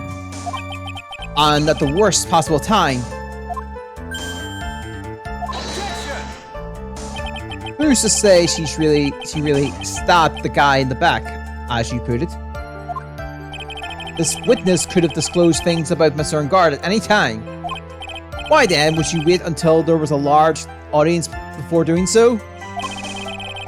It's the same reason why Mr. Correa planned such a elaborate conference. Miss Andrews wanted to cause Mr. Ungard as much damage as she possibly could. This witness burst ill will towards the defendant. This isn't the Phoenix Wright wax philosophical power hour. And please, stop slandering the witness. As I expected, Miss Andrews' testimony seems pretty solid. Really? Because to me, it's just a little wishy-washy. Wishy-washy? Well, I guess we'll see if I press a little more. You should know this by now. But you need a strong, decisive evidence to make her talk. Got it, Chief. I'm gonna pin you down this time, Miss Andrews. So...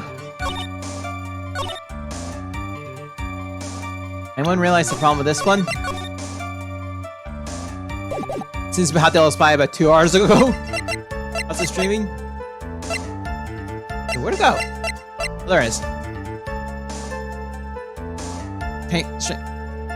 The autopsy was strangled, not knifed.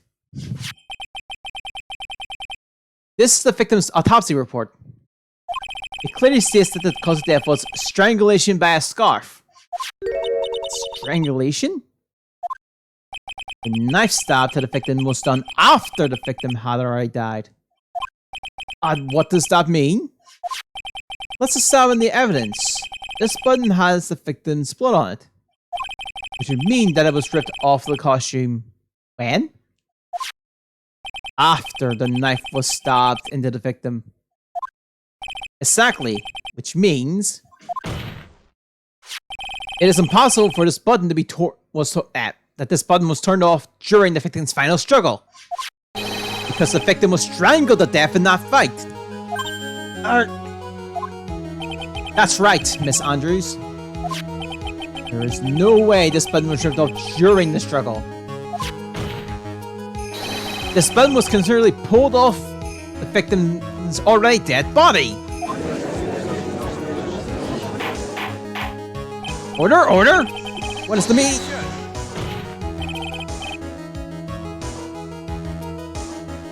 What is the meaning of this, right? So what if the button was torn off the body after the victim had already died? What does that change? Let me ask you one simple question, Mr. Edgeworth. Why was the button torn off? And what purpose did that serve? What purpose? We now know this button was not turned off during the fight. So the murderer took time and effort to purposely rip this from the victim's body.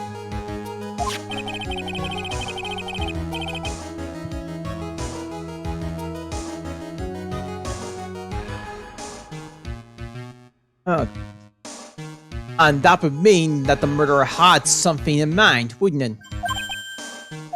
Mr. Wright? Does this mean... Does this mean... Yeah, does this mean you know what the murderer wanted to do with the button? What is it? You have to pin the blame. There is only one logical reason for doing something like that. It's to pin the crime on Mr. Ungard. There is no way anyone would put a bloody button in their own pants. That's right, Mr. Guard was set up by the real killer, of course. And the real murderer is, well, Mr. Wright, in the world is the real killer then. Finally, I can't believe I managed to bring this trial all the way up to this point. Phoenix, can't let your guard down yet. Not until the very end. The real killer, the person who planned the free Mr. Guard is...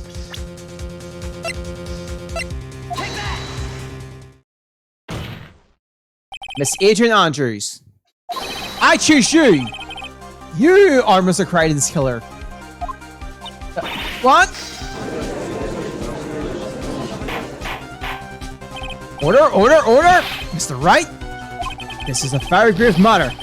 Do you have any evidence to support your charge? That support your charge? Any evidence? All the evidence points to Miss Andrews. Yeah. How preposterous! You can't stick any of that on me. I can't, can I? Would you care to test me? Then what about this knife? The knife was used to stab the victim after he had already been strangled to death. It was used to throw suspicion on to Mr. On Guard. Naturally. A knife covered in the defendant's fingerprints could only be taken from his room. And the only one who had dinner with him and knew which knife to take was you.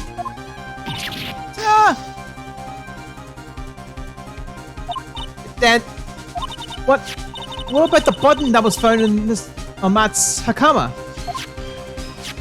This button was removed from the victim after he had already died. The only people who could have done so were the person who found his body or the killer.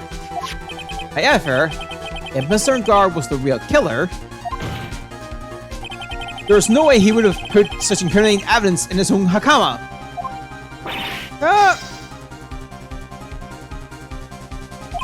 The only person who could have put this button into Mr. Angar's Hakama, and the person who went to wake him from his nap, which is you, yes again, Miss Andrews.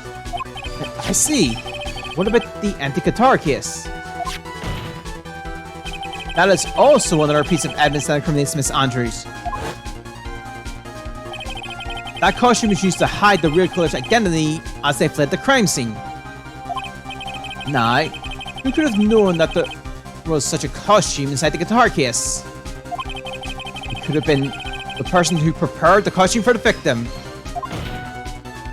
And that person is you, Miss Adrian Andrews. No, But Miss Andrews' fingerprints were nowhere to be found on the guitar case. And it was you who proved that she was not wearing gloves at the time. That's right. That's because she did not intend on leaving any prints. If anyone had found out that she had touched the case, they would have asked her why. So to avoid leaving any prints, she used a towel or something else to open it. But the glass of tomato juice is a different story. Miss Andrews purposely left her fingerprints on the glass to show that, yes, indeed, she was the classic Deez discovered of the dead body.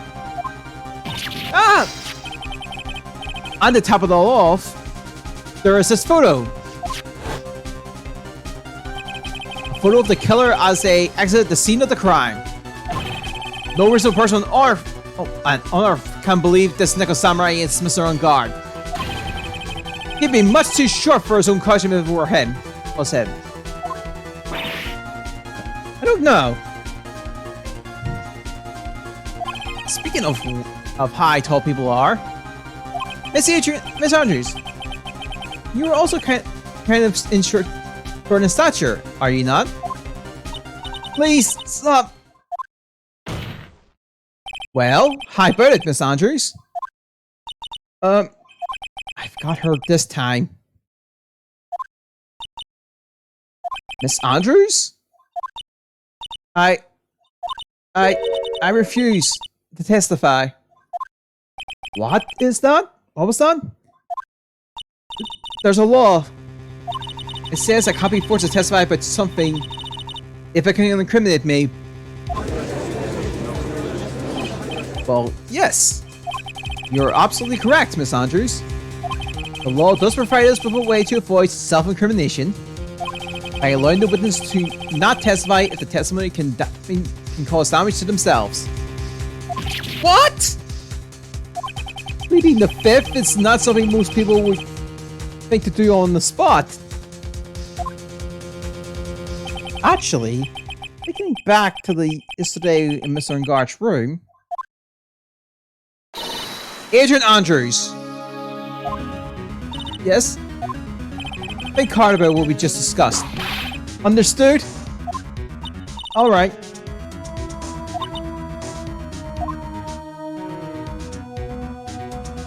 That's it. That's when Francisca planted this idea into her head. She must have told Miss Andrews to not testify if things look bad. You did a great job proving everything up to this point, Phoenix. But there's still one thing you haven't done. Something I haven't done? What's wrong, Wright? Are you finished already? Run out of evidence? What is so humorous, Mr. Edgeworth? I'm sure you realize this as well, Your Honor. But everything the good lawyer here has proven up to this point is meaningless. What?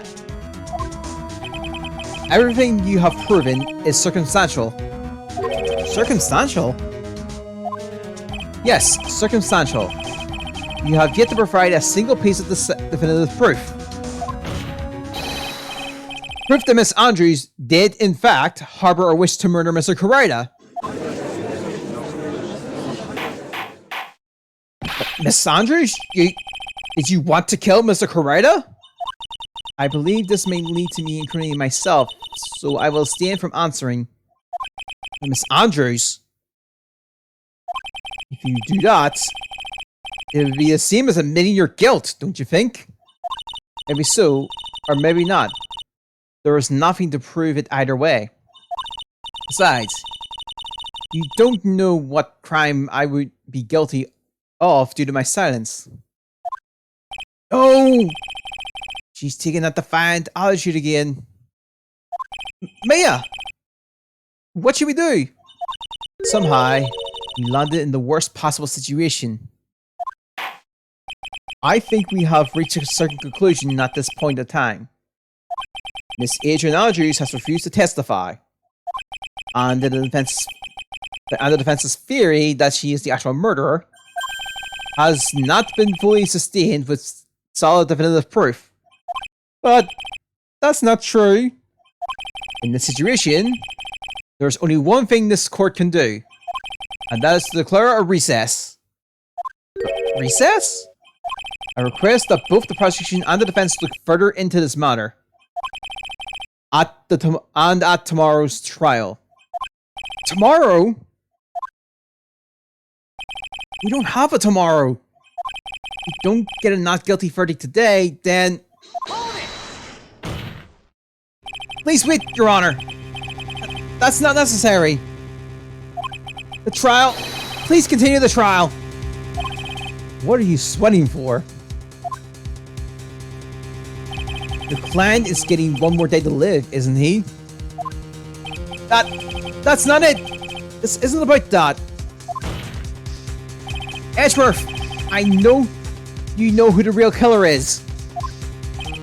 Please, let the trial continue. If I don't get the verdict, then Maya...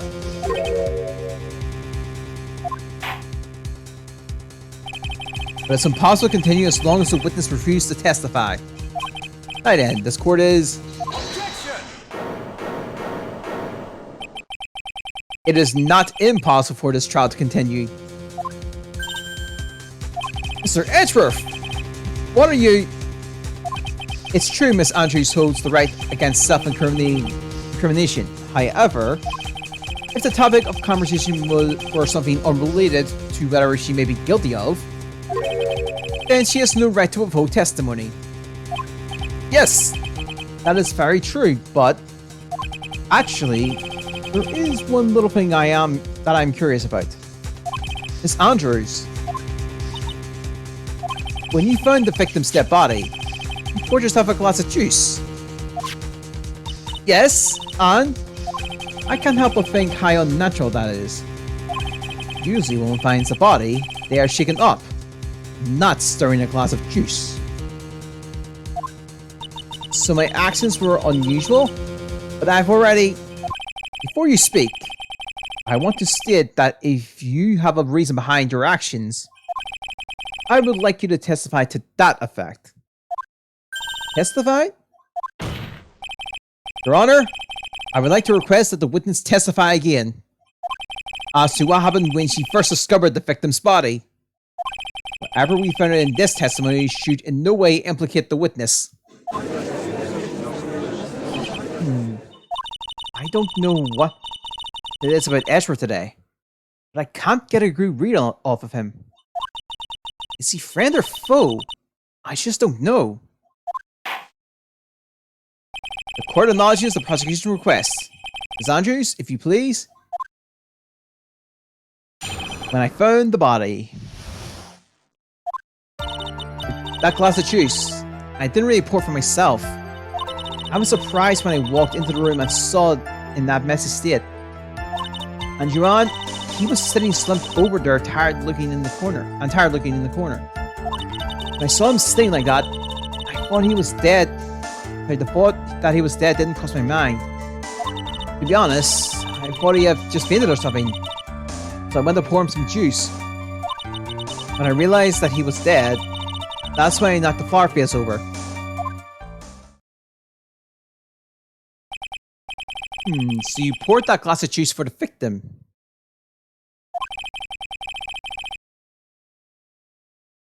Okay. Why didn't you say so in your earlier testimony?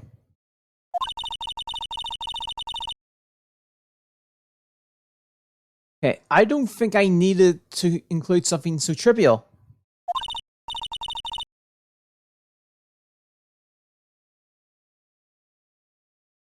Oh, Phoenix, please be careful here. If you can't find anything wrong with this testimony, then there's nothing left. I know. Edgeworth, what the heck is going on in that brain of yours? Now then, Mr. Wright, you may begin your cross-examination.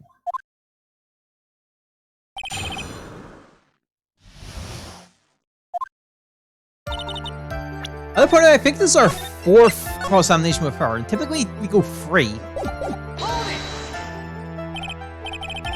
But there wasn't anyone else in the room, right?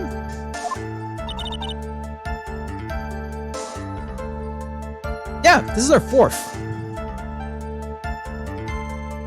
Of course not. Then, who did you pour for? Mr. Wright, there was a rhyme and reason for everything. Can you read it just a little longer for it to be revealed to you? In other words, Wright, be quiet and listen. Precisely. I couldn't have said it better myself.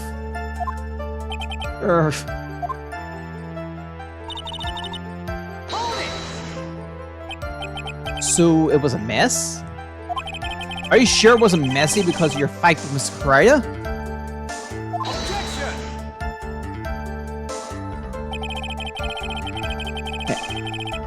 I understand your frustration at not being able to prove your theory. However, before you go accusing people of crimes, go find yourself some evidence.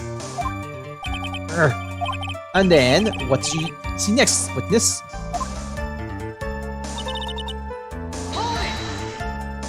Slumped over? Yes, he was just sitting there with his head tilted forward, eyes closed. He really looked like he was sleeping. Is it just me, or did that right there sound a little odd?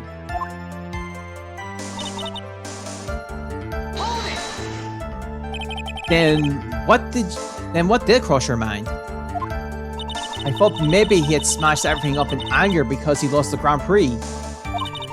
And then felt tired after his rampage, so he decided to take a nap. Anyway, that's what I thought. I see, so you didn't think he was dead after all.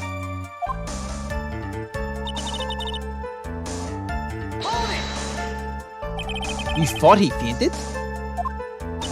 I thought he was sleeping at first. But then the room was in such a messy state. I thought maybe he had gotten into a fight with someone. And that's when you went to pour the glass of juice. Yes, he always had a hard time waking up. Bujuan always had a glass of tomato juice to drink. I see. After that, what happened next?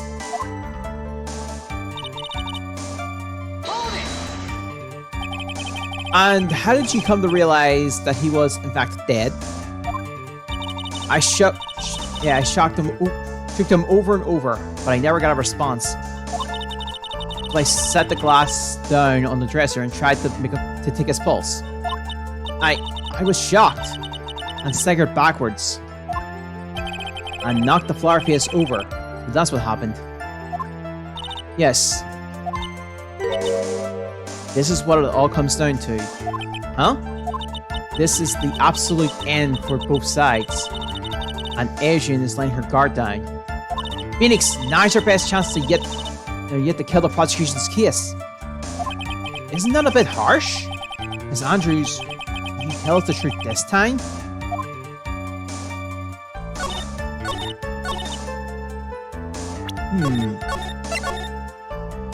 Tell me about this. Where is it? Huh. Interesting. Let's try this. Yes. So you honestly didn't think he was dead when you found him? Oh yeah, right, because she said... yeah, this works. No, not at all. Even though this is what you saw when you discovered the body? Ah! What is the meaning of this? Isn't it obvious, Your Honor? There was a knife sticking out of Miss Corridan's chest. Right? Anyone who saw this scene would have really thought that here was a dead man. That's, well, you see, I doubt a single person in the world would mistake this for someone who fainted. And then so nonchalantly go pour something to drink. Your point is, Miss Andrews, your testimony just now, it was all one giant lie. Ah! And your lie has proven one thing very clearly. That you are the real killer. No!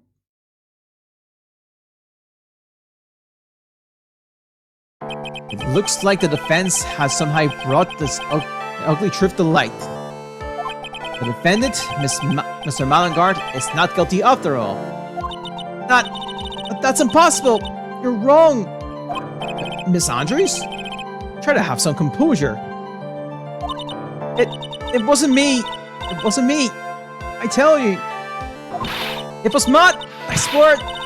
He's the one who killed you on! But you were the one who refused to testify. And your reason for not doing so was that you might end up incriminating yourself. That's because... Miss Andrews, I will give you one last chance. What exactly are you hiding that may incriminate you? I refuse to testify.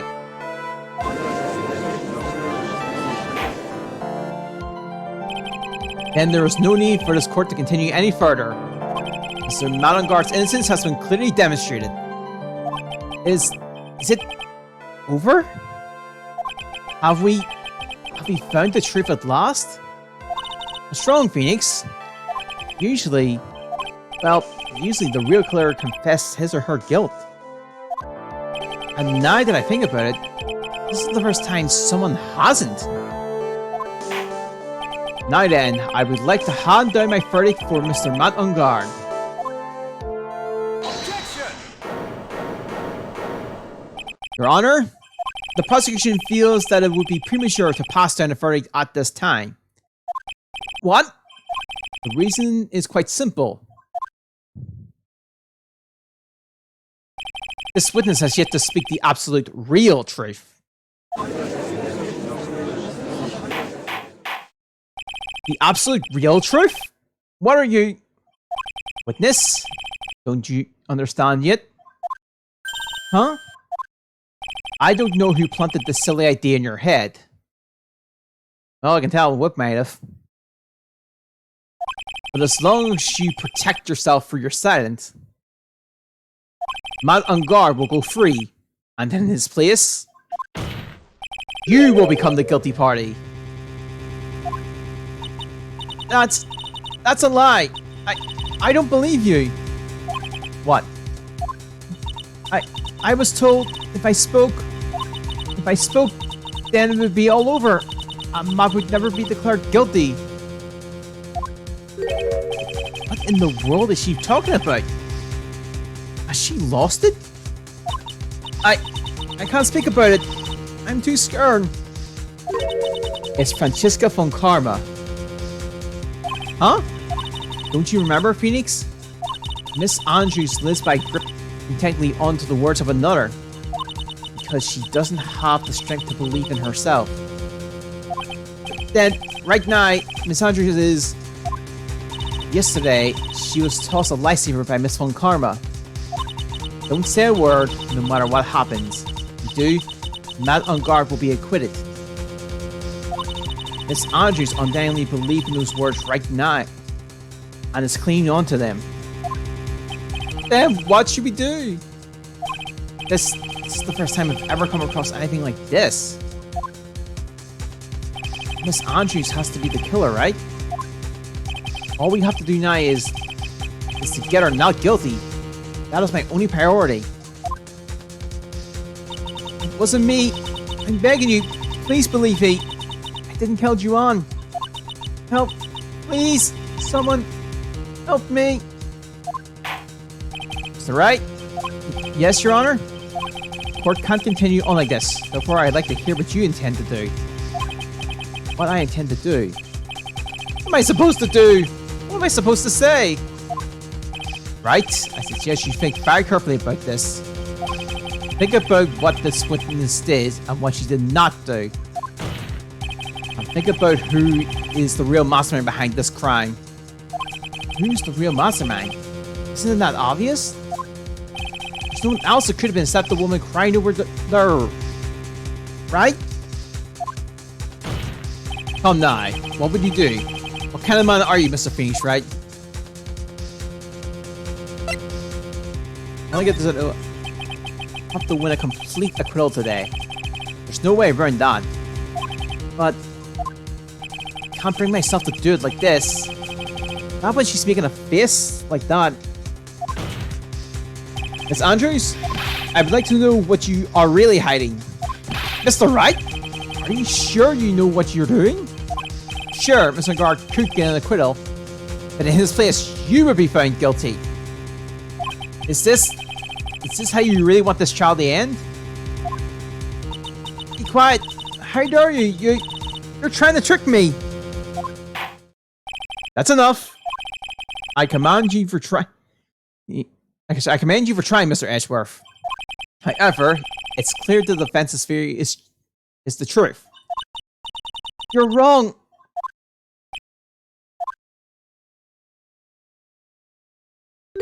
What a shame.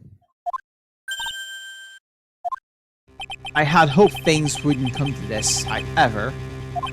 What is it, Mr. Edgeworth? Miss Andrews, since you absolutely refuse to testify, it falls on my shoulders to disclose this to the court. Stop! Mr. Edgeworth! This witness, how should I put this? She has an illness. What? And because of this illness, she has tried to commit suicide in the past. Stop! Please stop. No matter how much you want to hide it, it's no use. I have the evidence right here. That's the second part of the suicide report. The attempted suicide report.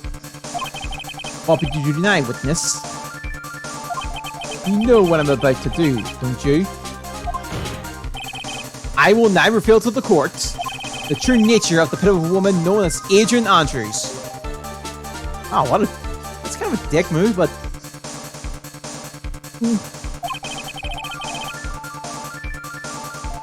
The secret of her dependent nature.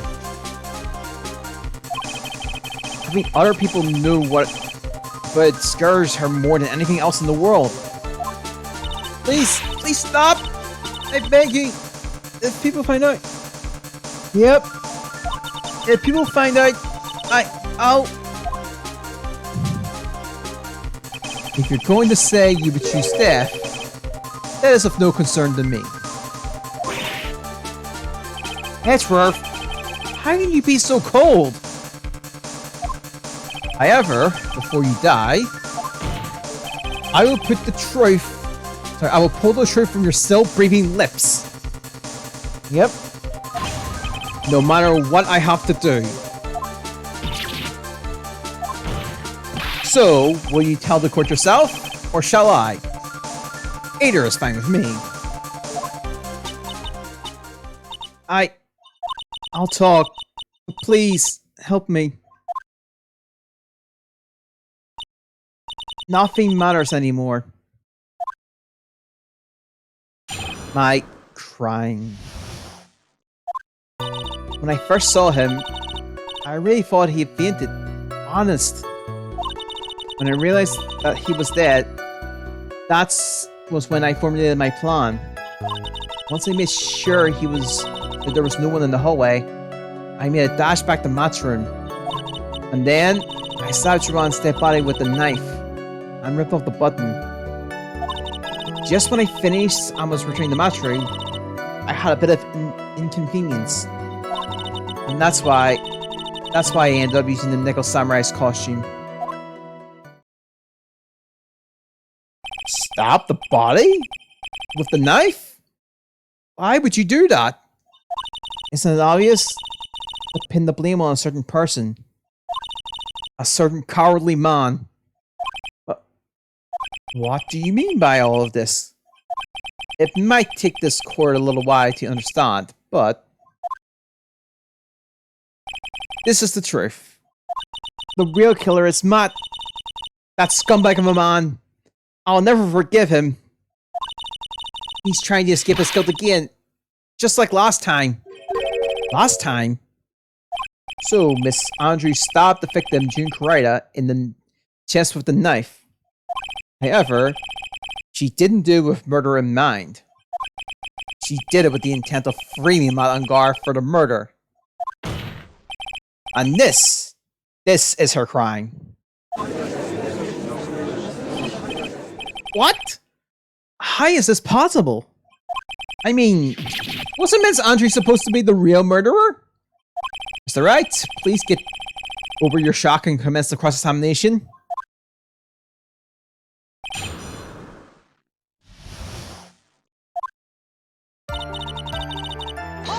Alright. But you could tell from the state of the room it was in that there must have been a fight. Are you telling the truth when you said that you did not know he was dead? He had a scarf tied around his neck. But that scarf is part of the Jama Ninja's costume, so I didn't think anything about it. It was strange. His head was also tilted down a bit, so I couldn't see his face that well. That's why I thought I'd wake him up and went to pour the juice.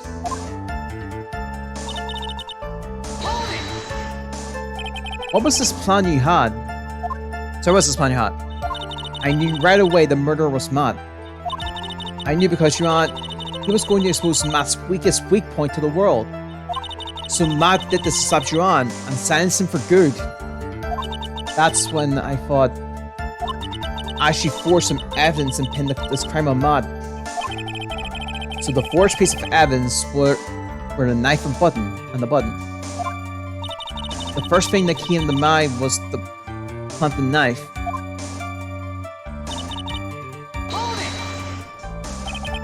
So that was so you can get the knife, correct?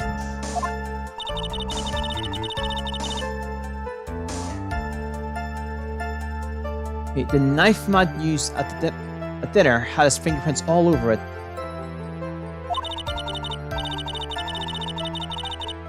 I thought if I used that, then the police would certainly turn their eyes towards him. Matt was snapping with his costume on at the time. I slipped in, took the knife, and returned to the scene of the crime. And then, oh, that was the actual thing. So you were the one who stabbed the victim with the knife? That knife? It gives me goosebumps to think about it now. What a horrible thing I did.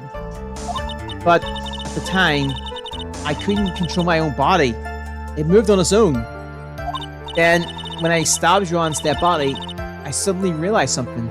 If I used the button somehow, I could make Lad look even more suspect.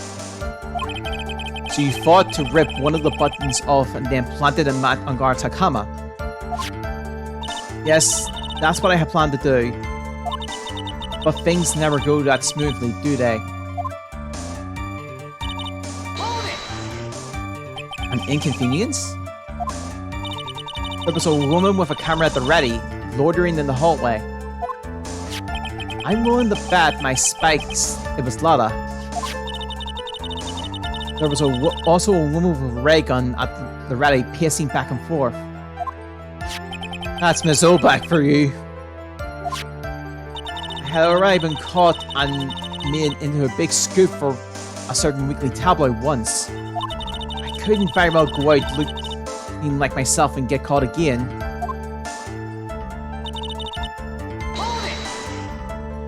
You were the one who prepared that costume, weren't you?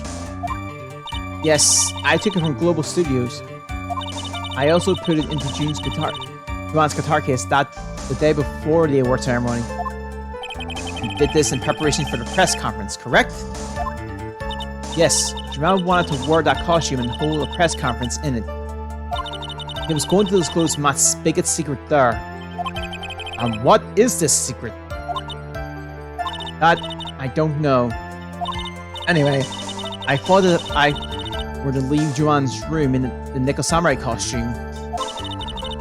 Then people would think that Matt was the real murderer. I was very careful not to leave any fingerprints when I opened the guitar case. I absolutely did not want anyone to know about the costume. I think we've heard enough. So after that, you went back to Mr. Ungar's room and planted the button. Into Matt's Hakama, yes. After that, I folded up the costume I was wearing and put it into a bag. Then I snuck out of the hotel and got rid of it. My word! What does all of this mean? Mr. Edgeworth, is it? The real criminal is Matt Ungar. Yesterday, that woman and prosecutor slapped me down for a talk. Francesca, huh? She said that I should, under no circumstances, confess to what I had done. That if I just kept quiet, then Matt would be found guilty for sure. I had no choice but to believe in her words.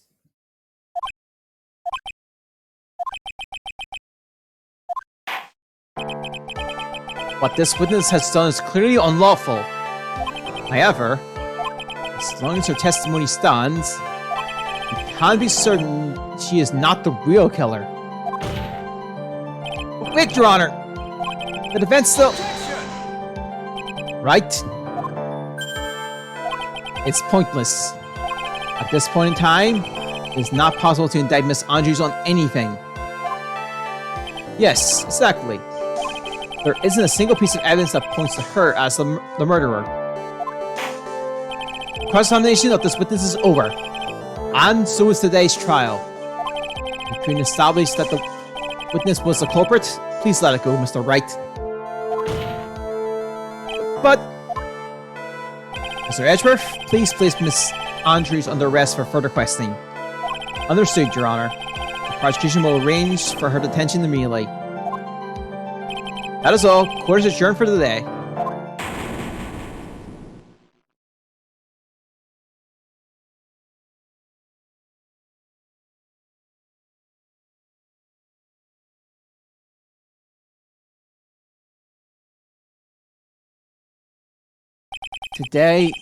Today's trial, it's over. I didn't win an acquittal. Witness, would you mind if I ask you something? Ashworth? What is it? Before you leave court today, I wonder if I might look at one thing. The card in your hand. It's had my interest for quite some time now. What exactly is it? Oh, this? Mr. Wright also asked about this. Although I didn't remember at the time you asked me about it, Mr. Wright. I remember just now. I found this in the room on that day. The room? That day? Yes. I found this card when I discovered Joanne's body. It was lying right there, right next to him. You found that card? Next to the victim's body? I suppose I must have unconsciously slipped it into my pocket. But it's not as if this card has any relevance to Joanne's murder, right? Yeah, I guess not. But it's still a strange card if you ask me. But as far as a clue to this case, I don't see why... Hold it! Miss, that card. Give it to me. Hurry. Edgeworth? Do you have any idea what you have stupidly yet inadvertently done? This... I can't believe you hid this from me all this time! I didn't mean to... What is this all about? Never seen Edgeworth so emotional before.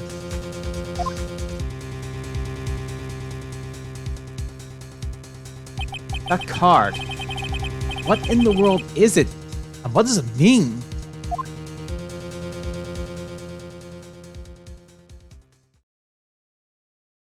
Three hours for basically a very long trial. But yeah, we're gonna wrap things up here. There was a lot to kind of cover this one. But yeah, I will wrap things up here. Hope it's good this week. We'll pick this up, I think either Friday or Sunday, depending on how things go. I might just do Friday and do what I was going to plan Friday, Sunday instead. Because we are getting to quite the roll in this, so I wouldn't mind. I'm pushing a little forward. No, we'll do it on Friday instead. I'll wrap things up here. Hope it's a good day this week. We'll be back on the stand Friday, and I'll see you next time. So yeah, next time we'll figure out the meaning behind this card on, well, more to this crime. See yas.